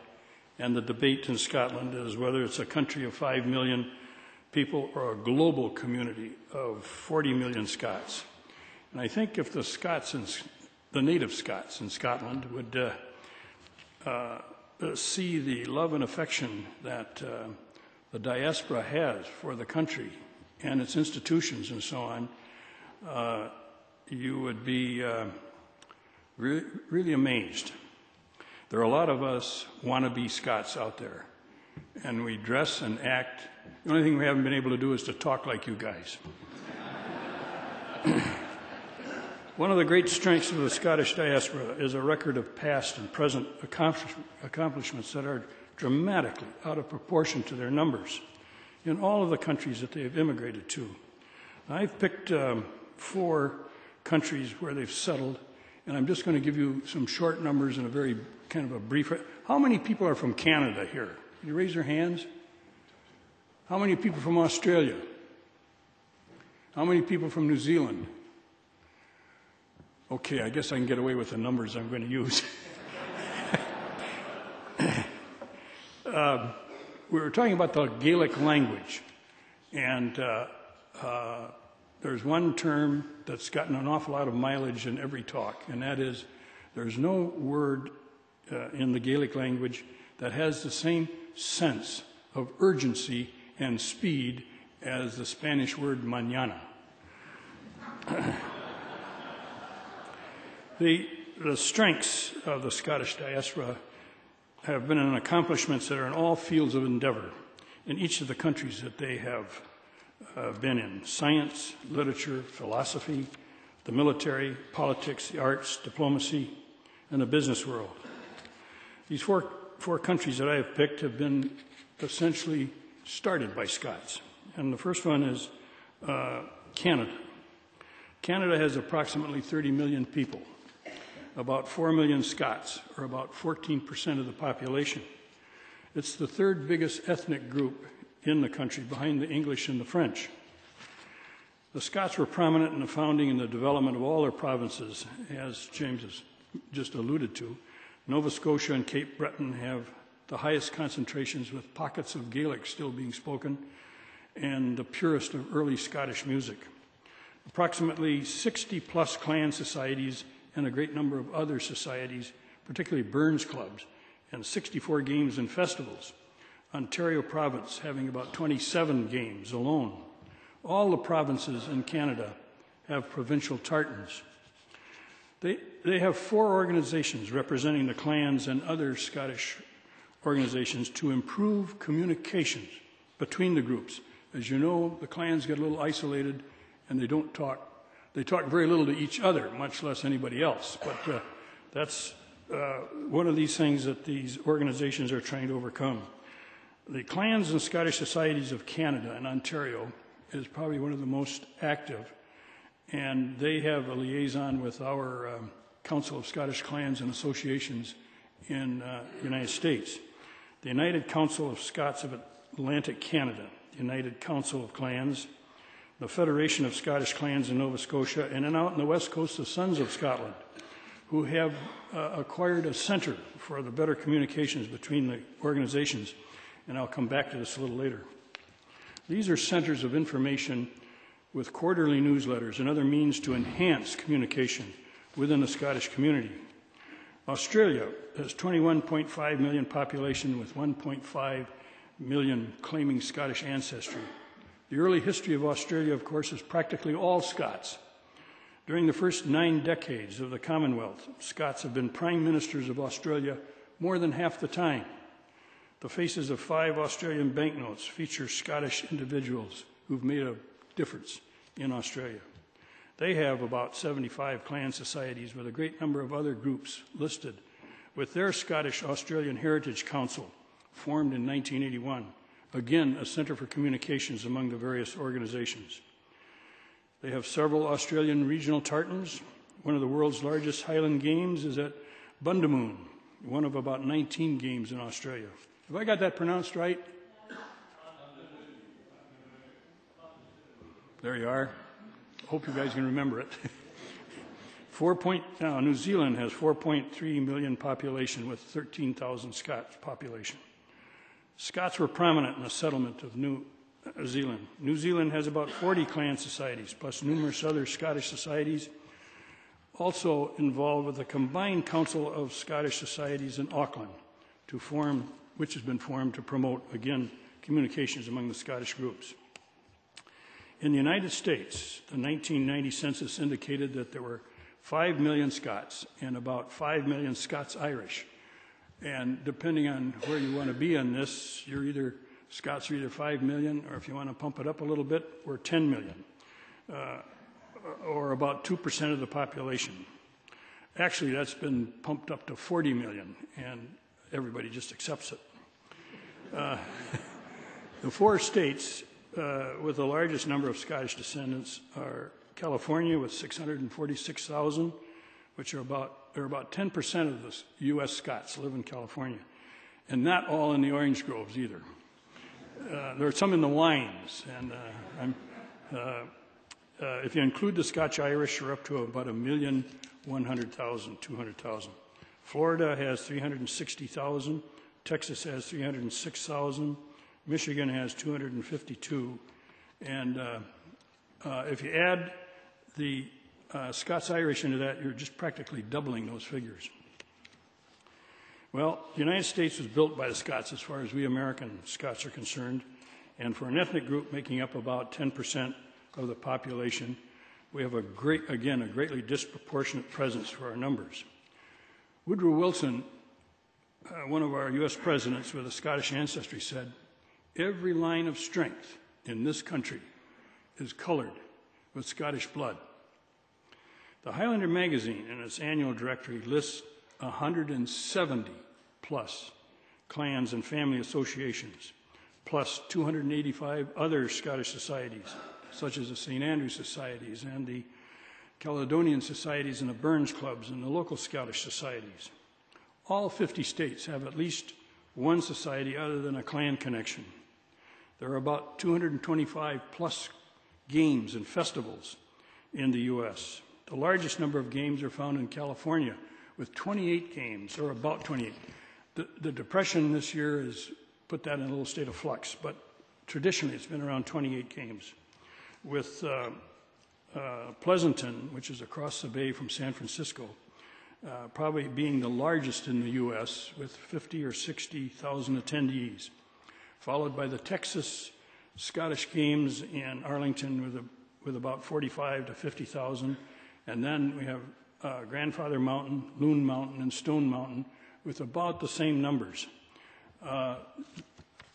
These numbers are all hard to come by, and when I've checked them out and gotten 2 or more sources, they're all contradictory. But of course, I thought that would be ideal for such an assembly as here. And so the other interesting thing is that these games, these larger games that I mentioned, plus the several others with much fewer attendees, they still have around 100 clan representatives and tents at these games.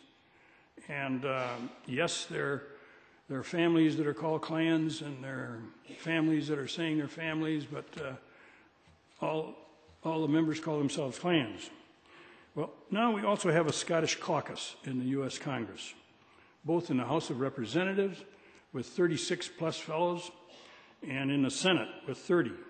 Scotland can now have their lobbyists come in there, and they'll have some clout. And we also have a presidential proclamation proclaiming April 6th as Tartan Day. And we're beginning to recognize Scotland Week, reluctantly, but there's no other way we're going to keep it out. There are 36 states that have an official state tartan. All of our armed forces have either an official or an unofficial tartan. This is a Wisconsin state tartan, put into effect on April 7th, 2 years ago. And that assembly has got about 99 people. The Senate has 33 people, plus the governor. They all have to work its way through. And the only way you can do it is with a certain degree of subterfuge. And the way we did it was we had a former senator. And of course, as you know, our society in Wisconsin is very heavy German, very heavy Scandinavian, and Irish, and Polish, and now Afro-Americans and Hispanics. But we got a former state senator and a lobbyist with the unlikely name of David Berger. And David, if you'd stand up a minute, He did this practically single-handedly. Am I violating anything here? Not one little bit. Okay.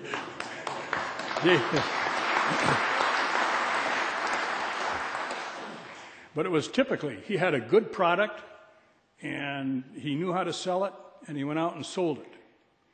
And I think that's what you will hear more and more coming out from America. Just get up and do it.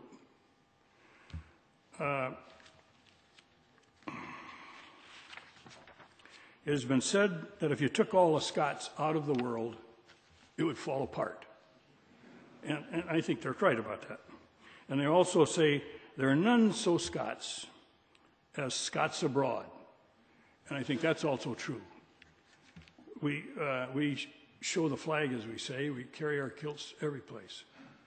And what's interesting is some time ago, if you saw a Scot in Edinburgh, or I mean, if you saw a kilt in Edinburgh, a comment from the bus, oh, that's one of those crazy Americans. But there are more and more coming around. And they're using them more as we use a tuxedo for weddings and formal parties and so on. The interesting thing is they don't care what the tartan is, just as long as it's a kilt. And if you ask them, well, what tartan is that? Oh, you don't know, all that sort of stuff. Well, anyway, so one can say of the Scottish diaspora that it's a great strength, and it's doing very well. We say in the Midwest of America, and we're kind of copying Scandinavians' phrase, when we talk about our descendants, that all our women are beautiful, all our men are strangely handsome, and all our children are above average. So what strengths do the clan societies have themselves that would help Scotland in the 21st century? This is something that even we in the United States, and I'm sure everybody overlooks. But when you get right down to it, they are very much part of the Scottish recruiting, if you want to call it the Scottish movement's recruiting program. So what are some of the things that they do?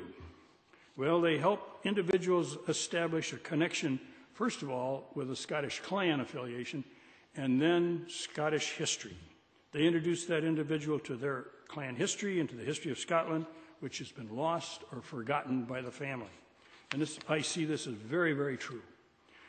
They provide advice on things Scottish, such as Scottish weddings, dinners, recipes, funerals, Burns dinners. And if somebody wants to wear a Scottish attire, when to wear it, how to wear it. And that means no pleats. The pleats going back.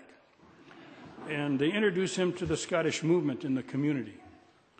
They help raise funds for the preservation and the restoration of former current clan properties in Scotland, like the 20,000 acres in the Clandonald Lands Trust, now enjoyed by all Scots worldwide. They foster new pride in the individual with his family name, which gives him an increase in his self-esteem as a result of his finding out that despite his humble circumstances, he is a member of an ancient and honorable family with the blood of heroes and greatness in his veins. And he's not as rootless as he thought. And there is some continuity in the chaos of the history of his family. They create a pool of educated, motivated individuals that are willing to volunteer countless hours of time and give money to support the clan or to hold office in the clan and accept the responsibility of helping to administrate it and increase its presence in the Scottish movement, and happy to further the clan and other societies and Scotland's interest in the world community. The members of the 170 clan societies and those of the 285 other societies in the U.S. are the main pillars in supporting the 250-plus games in the United States. All volunteers. Week before last, I was at Grandfather Mountain, and Frank Vance, their general manager, said, we have 500 volunteers. Now, that's 100 more people than you could fit into this room to run their games Thursday night, Friday, Saturday, and Sunday. They have a couple of people that are part-time during the rest of the year to take care of the administration of it. The clans have created a huge clan network of members all over the United States, with members in every state, most of whom attend their local games. Some of these larger games attract 40 to 60,000 attendees. The combination of the large, nationally intermingled clan networks and the numerous locations of the game sites have helped provide a venue for their members to purchase Scottish goods and to reacquire some of the things that they've missed in the Scottish culture. But they also provide places like no other for Scottish merchants to sell Scotland the brand. So what are some of the aspirations of the clans relative to their chiefs, the standing councils, Scottish government agencies, and other organizations? Some suggestions I have received for this occasion are quite incendiary, and maybe we ought to have a fire drill or something before we get going.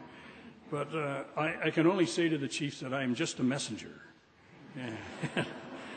And we have no desire to change ancient customs, only create new ones, and we're pretty good at that. The clan chiefs treat the overseas clan societies as an integral part of the clan in the traditional sense of belonging. The head of each clan organization outside of Scotland should be officially recognized by the clan chief and appointed as his personal representative during his or her term of office. This, of course, adds a lot of prestige to the office. The chief should visit the countries where they have member associations as often as possible.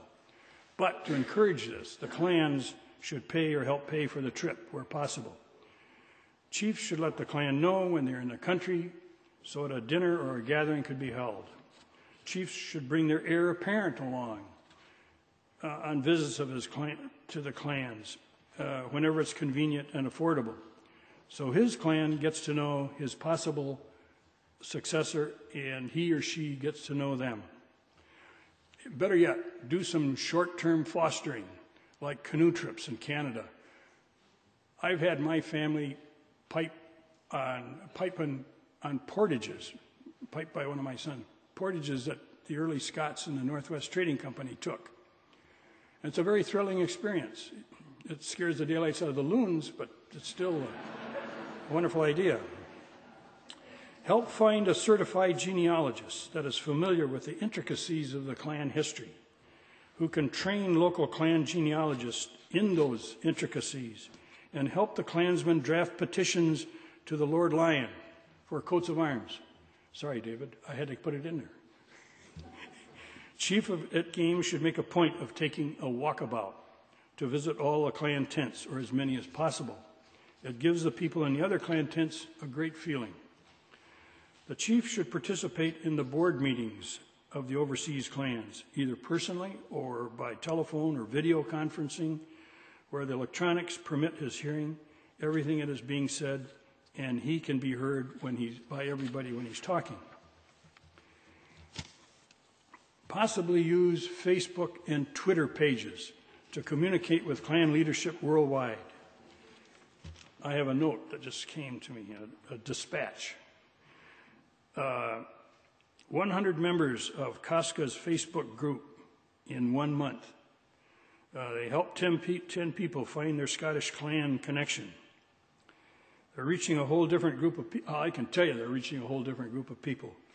If you want to get the young people, you get your name and everything else in front of them on Facebook. It's a hard thing to do, but that's what happens. These last comments are proof that the younger people's advice are being listened to. An annual statement published in the clan newsletter of the chief's views of things that happened during the year, including the chief's future expectations of the society. The chiefs could help persuade the local tourist councils covering the clan's traditional lands to work with members of the clan to come and visit those former lands and buildings. Provide a list of good quality places to stay with reasonable prices in those areas. The chiefs could try to, and I say try to persuade their local tourist councils to come and promote their tourist areas at some of the most popular games in the U.S. and Canada. And the Irish Fest, where we would have, where the clan games would have your clan tents. And the Irish Fest, they have tourist, tourist council tents from each of their counties. The chiefs of each clan to persuade the clan to have a manual of standard operating procedures and policies with the chief helping in its drafting. Now, I know most clans have that, but there are a lot of smaller ones that do not have it and probably need some help. Well, what about a worldwide council of Scottish clans and associations with permanent headquarters and a website and a paid full-time administrator financed by the clan organizations? And wouldn't it be interesting if each clan have one worldwide headquarters where their representatives and commissioners had a presence or have access to? Provide for the Standing Council to provide a mediation service for the clans and associations' internal conflicts. This way we avoid a lot of these two or more clans with the same name or associations. One is worldwide and the one is U.S. and the other one is international, and they all revolve one clan. Establish working committees among the Standing Council members and later include delegates from member clans to participate in the committee's work. Recognize the good works done by clan societies in Scotland, donations to Culloden, a restoration project, donations to reforestation. Recognition of the thousands of hours of volunteer time put in the clan society by clan society members. Now, I realize many clans do have an annual award, but there are a lot of clans that don't. In clan tours, include the National Trust properties as well as historical Scotland and others, such as the National Museum of Scotland and the nature preserves, so they get the full exposure of some of these organizations. And what about an international conference every 2 or 3 years, held in different countries, with workshops such as leadership techniques? And work with the clans and games to get commercial airlines to have a presence at the larger games with offers of most favorable fares during the off-seasons of spring, fall, and winter. Aer Lingus comes to the Irish festivals, and they have a big sign that says $90 one way, Chicago, Dublin, today only. Well, they're there 4 days, and the sign's up there all the time.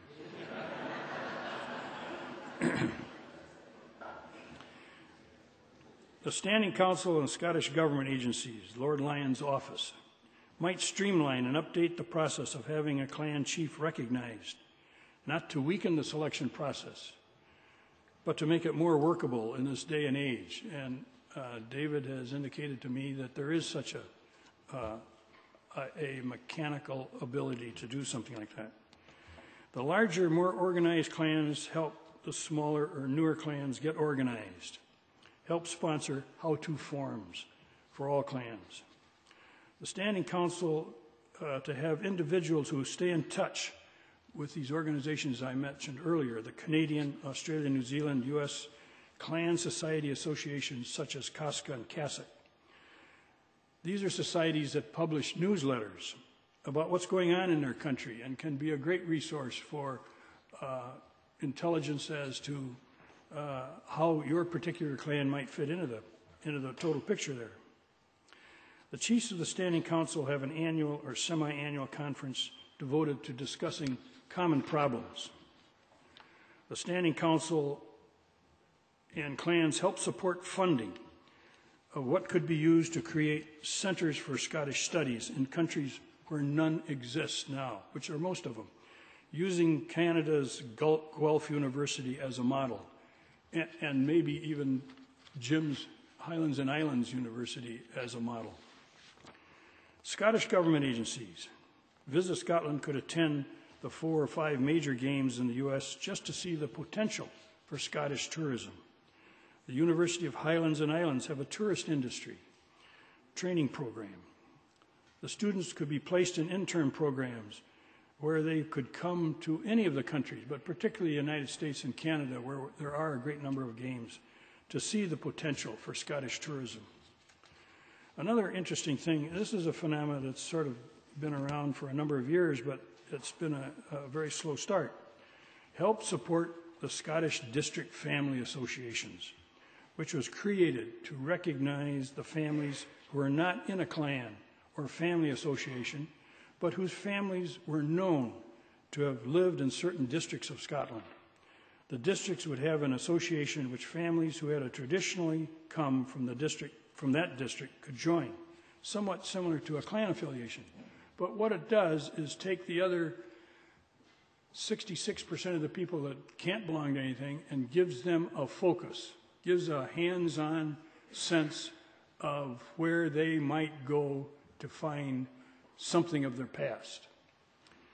And finally, I leave you with the words of Robert McNeill from the McNeill-Lehrer Report. He was a Canadian, born in Canada, and came to the United States in search of his journalism and so on, but he became a very widely well-known television commentator. He spoke these words at a dinner in the Waldorf Astoria at the New York St. Andrew Society in November of 1987. And I think he describes the diaspora very well.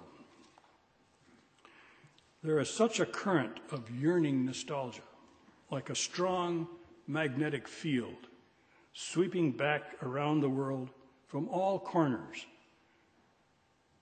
where Scots went to find a home for themselves. What is the nature of those ties? Why is the emotion so strong, given the reason so many of our people left? What explains it? Robert Burns said, "My heart is in the Highlands, wherever I go." He wasn't even a Highlander. Farewell to the Highland, farewell to the North, the birthplace of valor, the country of worth. No question about the birthplace of valor. Valor crazy, quixotic, unquestioned valor, the blind valor that drove the clansmen, hungry and freezing and exhausted, into the guns at Culloden. But let's face it, valor often squandered in a history just as full of schemes and betrayal, blood feuds, cowardice, and greed for land. Yet they have obviously passed to us something extraordinary and mysterious, something magnificent and magnified over the generations, and romanticized and sentimentalized and commercialized. God knows, it's an industry now. But as real as our needs are real, as Scottish pride, something that transcends all the nastiness that may have been in history. It is mysterious, but it is real enough to bring us all here to reassemble your membership annually for 230 years. Incredible. With misty eyes and proud hearts to celebrate a piece of each of us that resides outside the land we live in. Because, in a sense, we of Scottish descent inhabit not only this real land, but as well a psychic land, where we are all brave and daring and loyal and chivalrous, where we are all better than ourselves. And if we boast to tell the rest of the world that this is Scottishness, well, we're all right for all that.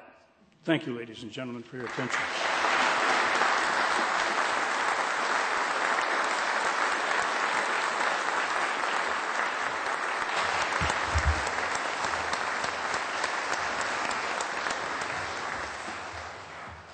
Thank you, Bob. One of the great privileges and pleasures I have every year as presiding officer is to lead a cross-party delegation to the United States and to Canada during Scotland Week every year.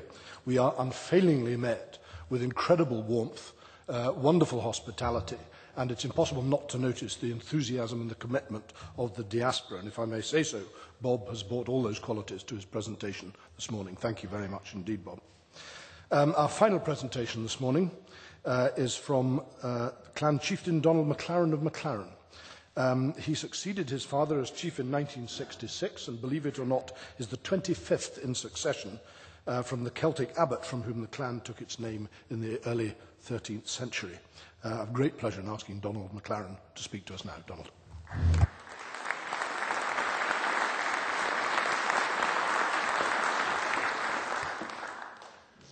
Presiding officer, convener, kinsman, sé fear honor a haun go labiatas lie nin kiaun kinyi an noachk. It is an honor to speak on behalf of the chiefs. 100 chiefs probably means 100 different opinions. Mine is but one point of view. I hope I do not offend. If I do, I will join you in the rush to retrieve our dirks at the door. Some words in English are overused or wrongly used, such as unique, historic, unprecedented. From the ridiculous, think of the adulation poured on the latest media idol, whether the winner of X Factor or Strictly Come Dancing or Big Brother, to the sublime, the 2005 Bordeaux vintage, or somewhere in between, England's winning of the second Ashes test. Now, I apologise to our Australian kinsman for bringing this up. You will know how popular an English victory is in this hall. It does only come around about as often as Halley's Comet. But to apply those words, unique, historic, unprecedented, to a gathering such as this is not, I think, an exaggeration, except possibly unprecedented. There was, in fact, an earlier historic meeting to discuss the role of kinship. It was not one of the recent international gatherings of the clans, which I think you will agree Jamie Semple's organisation of this gathering in 2009 completely dwarfs, nor anything that happened in Victorian times, the period of the great romantic revival of interest in Scotland. It took place nearly 1,200 years ago. In his bid to unite Dalriada and Pictland, Kenneth MacAlpin invited all the Pictish princes and nobles with rival claims to the throne to a great meeting and banquet. But pits had been dug beneath the benches on which they were seated. At a given signal, the bolts securing the benches were drawn out, and we all know what happened next. As one of the hapless nobles fell into the pit, he looked up and cried out, "What is this treachery? You invited us for a discussion on kinship." Kenneth MacAlpin moved cautiously to the edge and looked down slyly. "O agaonu vochka, Femi nach do húk shiv an kuru." "Oh dear, you must have misread the invitation." It clearly said a convention on kingship. And with that, they were all murdered, and he was master of most of Scotland. Sadly, by the end of lunch, unlike in our case, there wasn't much of a group photo. Well, after 12 centuries, we have definitely managed to move on, haven't we? Do just check under your seats anyway. After all, you Lowlanders and Hanoverians may well find yourselves sitting next to a Highlander, or worse, a Jacobite. Do take care. Really, we need have no worries. It was not our ancestors, but this generation that was responsible for inventing health and safety. Mercifully, we have other responsibilities too. And that is what today is all about, our responsibilities. The chief and head of family to their kindred, and that kindred, whether at home or overseas, defining, together with their chief, how the clan and family express their identity in the 21st century. We have a range of options. Some years ago, Henry Kissinger, at a pivotal point in East-West relations, called for an options paper. His staff produced one. He rejected it. They came back with another. He rejected it again. They turned round and said, "What more do you want? We've given you the full range of options." He replied, "No, you haven't given me all the options. The first option is missing." They asked what that could be. The first option, always simple, do nothing. I wouldn't wish to contradict the good doctor. Doing nothing is certainly an option, and in some contexts, for example, if it comes to pressing the wrong button, it may well be better than doing something badly. But it is not, I suggest, an option for us. Sadly, a minority of chiefs think it is for them, and this is a great disappointment for those who look on them as the head of the family. It is like an old-fashioned paterfamilias, content when his children are away, but when they return and join him at the table, he sits there glumly, in silence, refusing to contribute. Not a case of children, as in Gaelic clan, should be seen but not heard. Worse than that, preferably they shouldn't be seen at all. I'm not saying that all chiefs of clans or heads of families who are not represented here fall into that category. It is certainly not a question of the 100 who are here good, the 40 who are not bad. Some, overcome by shyness, would really rather not be chief at all. Some are very active, choosing their own way, but eschewing the razzmatazz of large gatherings. One chief I know and respect channels his considerable energies not into societies or gatherings, but into the infrastructure of the community where his family has lived and which his clan has built up over hundreds of years. Others, though, are very content to have a title, but dismiss the responsibilities that go with it. They profoundly believe that clanship stopped conveniently somewhere around the middle of the 18th century, and that's it. End of story. I profoundly disagree. The story continues, as we are demonstrating today, and will do over the gathering this weekend, and have been doing throughout this year of the homecoming, and will continue to do long after we have dispersed from Edinburgh. It is, though, easier, perhaps, to believe in something than define it. How many of us, when faced with a question from a journalist or a fellow clansman or member of family, aware of their name, but not yet sure whether joining a society or association is for them, a question about what kinship really means, or what a chief is actually supposed to do, how many of us find a satisfactory answer? An explanation that is not trite, or a dry lecture, or something that sounds like a tape recording, but which, instead, to carry a sense of truth and depth, comes from the heart. It is not always easy to put it into words. One way is to buy a little time, just to collect your thoughts, so that you don't descend into cliches. So, what's it really like being a chief? Do you have power? Oh yes, it's terrific. The tax revenues are amazing.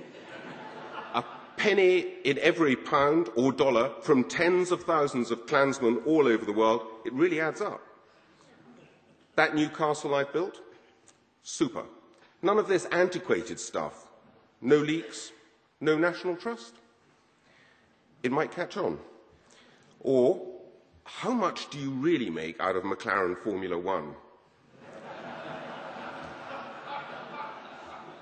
Buckets. Every time they win, the royalties come rolling in. Yes, and when the car finally waddles in 15th place, it's a tap on the shoulder for another 10 million. But before we get to the serious answer, there are obstacles to overcome. Perceptions from the supposedly real world. Take this.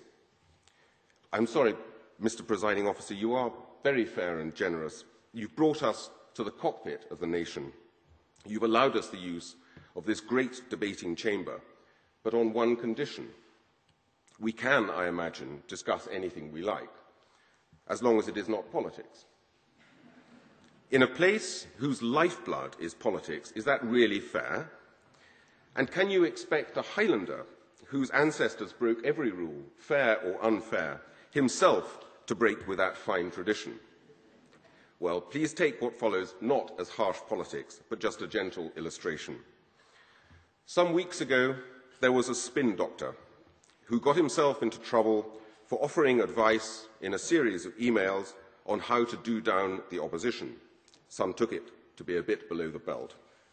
His name was also a muck, though perhaps with the emphasis more on muck than mac. At the height of the furore, an editorial in one of the Sunday newspapers decided to cite us. It read, "While the Prime Minister portrays himself as a man of principle, his actions resemble more those of a Scottish clan chief, demanding of his followers nothing more than blind loyalty and an appetite for bloodshed." Chiefs, do we recognise that description? Of us, not the Prime Minister. Overseas representatives, an appetite for bloodshed? Do you recognise that description? Oh well, only 2 cheers for the Mail on Sunday. Yes, we are aware of our history, and much of Scottish history is steeped in blood. Inevitably, it is the more dramatic moments that get remembered and get embellished as the stories are passed down through the generations. And, Scotland being what it was, those tend to be the gorier bits. How the good Sir James, alias the Black Douglas, dealt with half an English garrison by taking them by surprise at Sunday worship and cutting their heads off in the church. Then, returning to his own castle, burnt the whole lot down in order to deal with the rest of the garrison who were occupying it. Or the great Pibroch, Killycreek, composed at the moment of victory of one clan over another. It is a fine tune, and it has a preponderance of high G notes in it, the ones that make the hair stand up on the back of your neck. Not knowing the story, I once remarked on this to the man when he'd finished playing. Oh yes, you see, the defeated clan were driven inside a church, the doors were secured, it was set on fire, and the piper of the victorious clan played as he marched around the outside. The high G notes? Why, they are to represent the shrieks of those inside. Mostly, our ancestors were busy cultivating potatoes, barley, various uses, some flax, a little hemp, or driving cattle to market. But that doesn't make such riveting history. What is remembered are the great battles, clan versus clan, reiver versus reiver, or, on a national level, the wars of independence, the campaigns of the Covenant, the Jacobite risings, the power of the chiefs to apportion land among family and followers, to dispense justice, and, in some cases, to exercise power over life and death.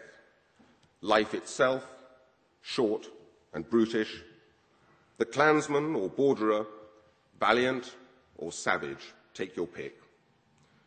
Look at us today through some other people's eyes, inheritors to all this passion, fire and turbulence, yet somehow strangely removed from it, even civilized. Prufrock with a kilt. No wonder that some liken us 250 years on from what they call real history to the rim left around the inside of the bath when the water has run out. More than that, chiefs and heads of family can easily, too easily, be caricatured as idle, comfortable landowners, often living in self-selected exile, far from their ancestral places, remote from their origins, remote from their history, and perhaps most tellingly, remote from the people that still look to them as the head of their family. Take education.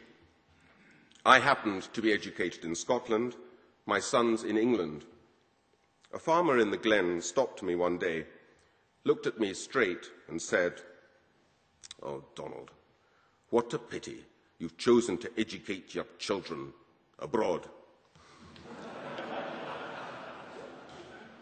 And there is the dreaded English accent. One of my own children, taking an interest in this convention, asked me, "Daddy, apart from you, how many of the other chiefs speak with the wrong accent?" Well, how many? Perhaps 80%? 90%?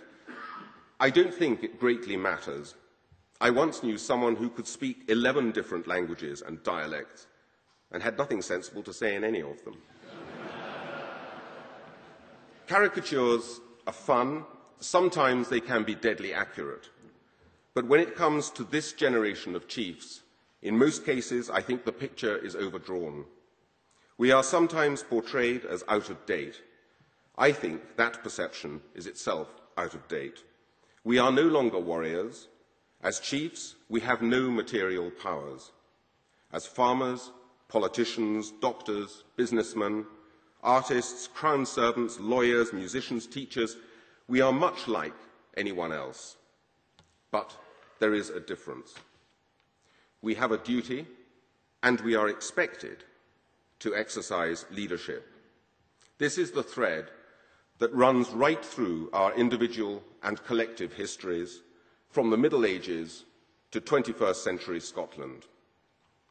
Our predecessors may have wielded military and economic power, but their primary duty was care of their own clan or family. The clearest expression of this in Celtic times was that land was not individually owned, but husbanded and provided for the next generation. A chief that did not respect his people quickly lost respect himself. And however changed our context is today, that is the vital link that should not be broken between us and our forebears. Nor is that link a prerogative of the chiefs. Our kinsmen have that link, and we to each other.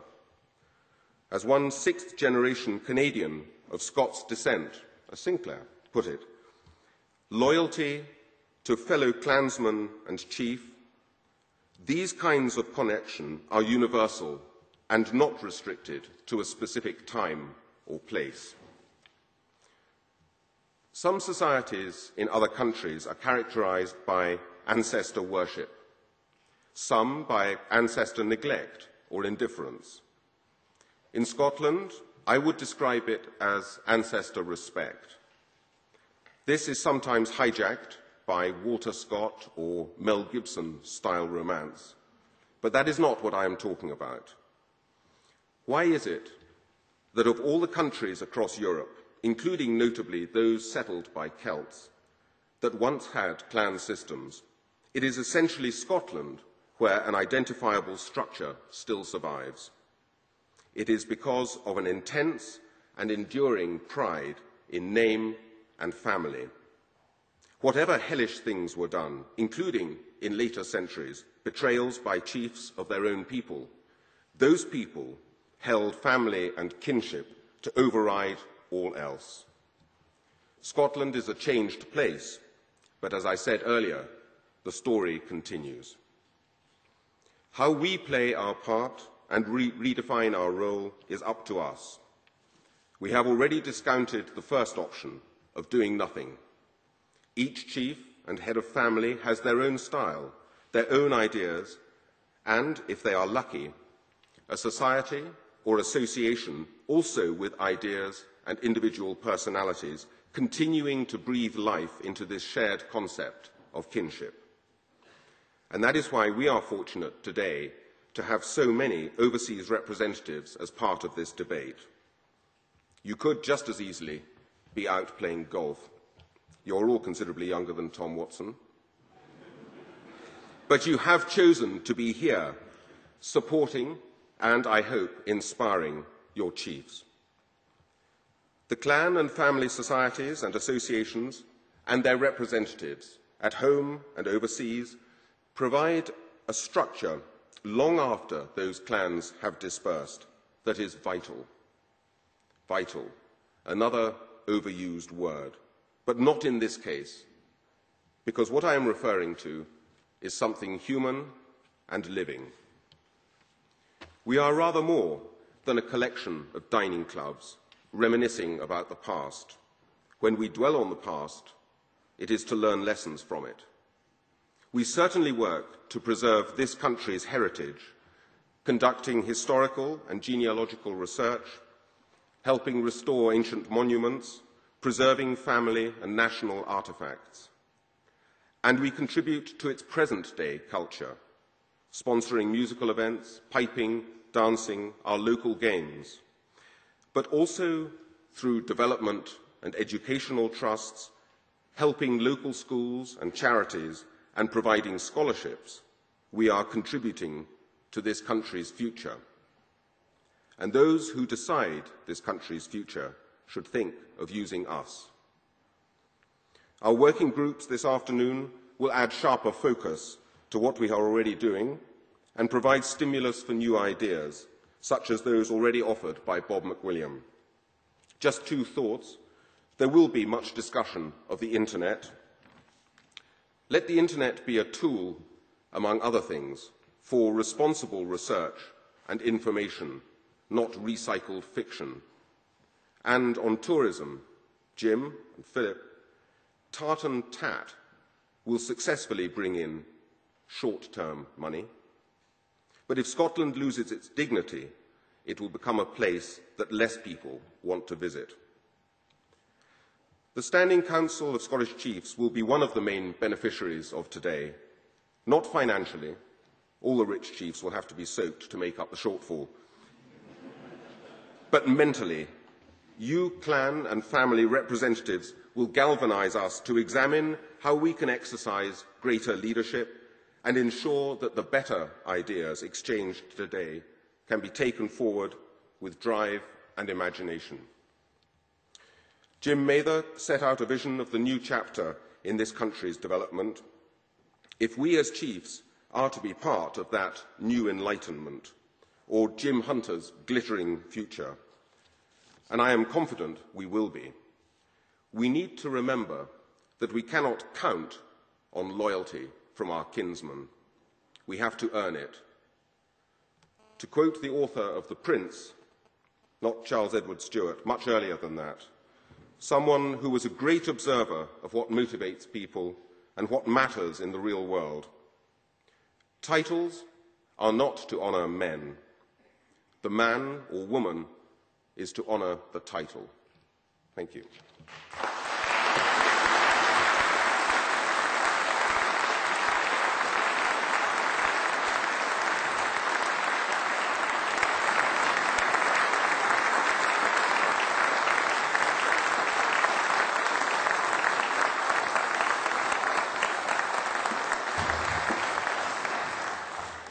Thank you, Donald, for so superbly encapsulating exactly what this convention is all about and indeed what it aspires to achieve. And thank you also, Bob, for your excellent contribution. Ladies and gentlemen, I think you will agree with me, all the contributions this morning have been absolutely magnificent, given the convention a wonderful start, and please thank them for me.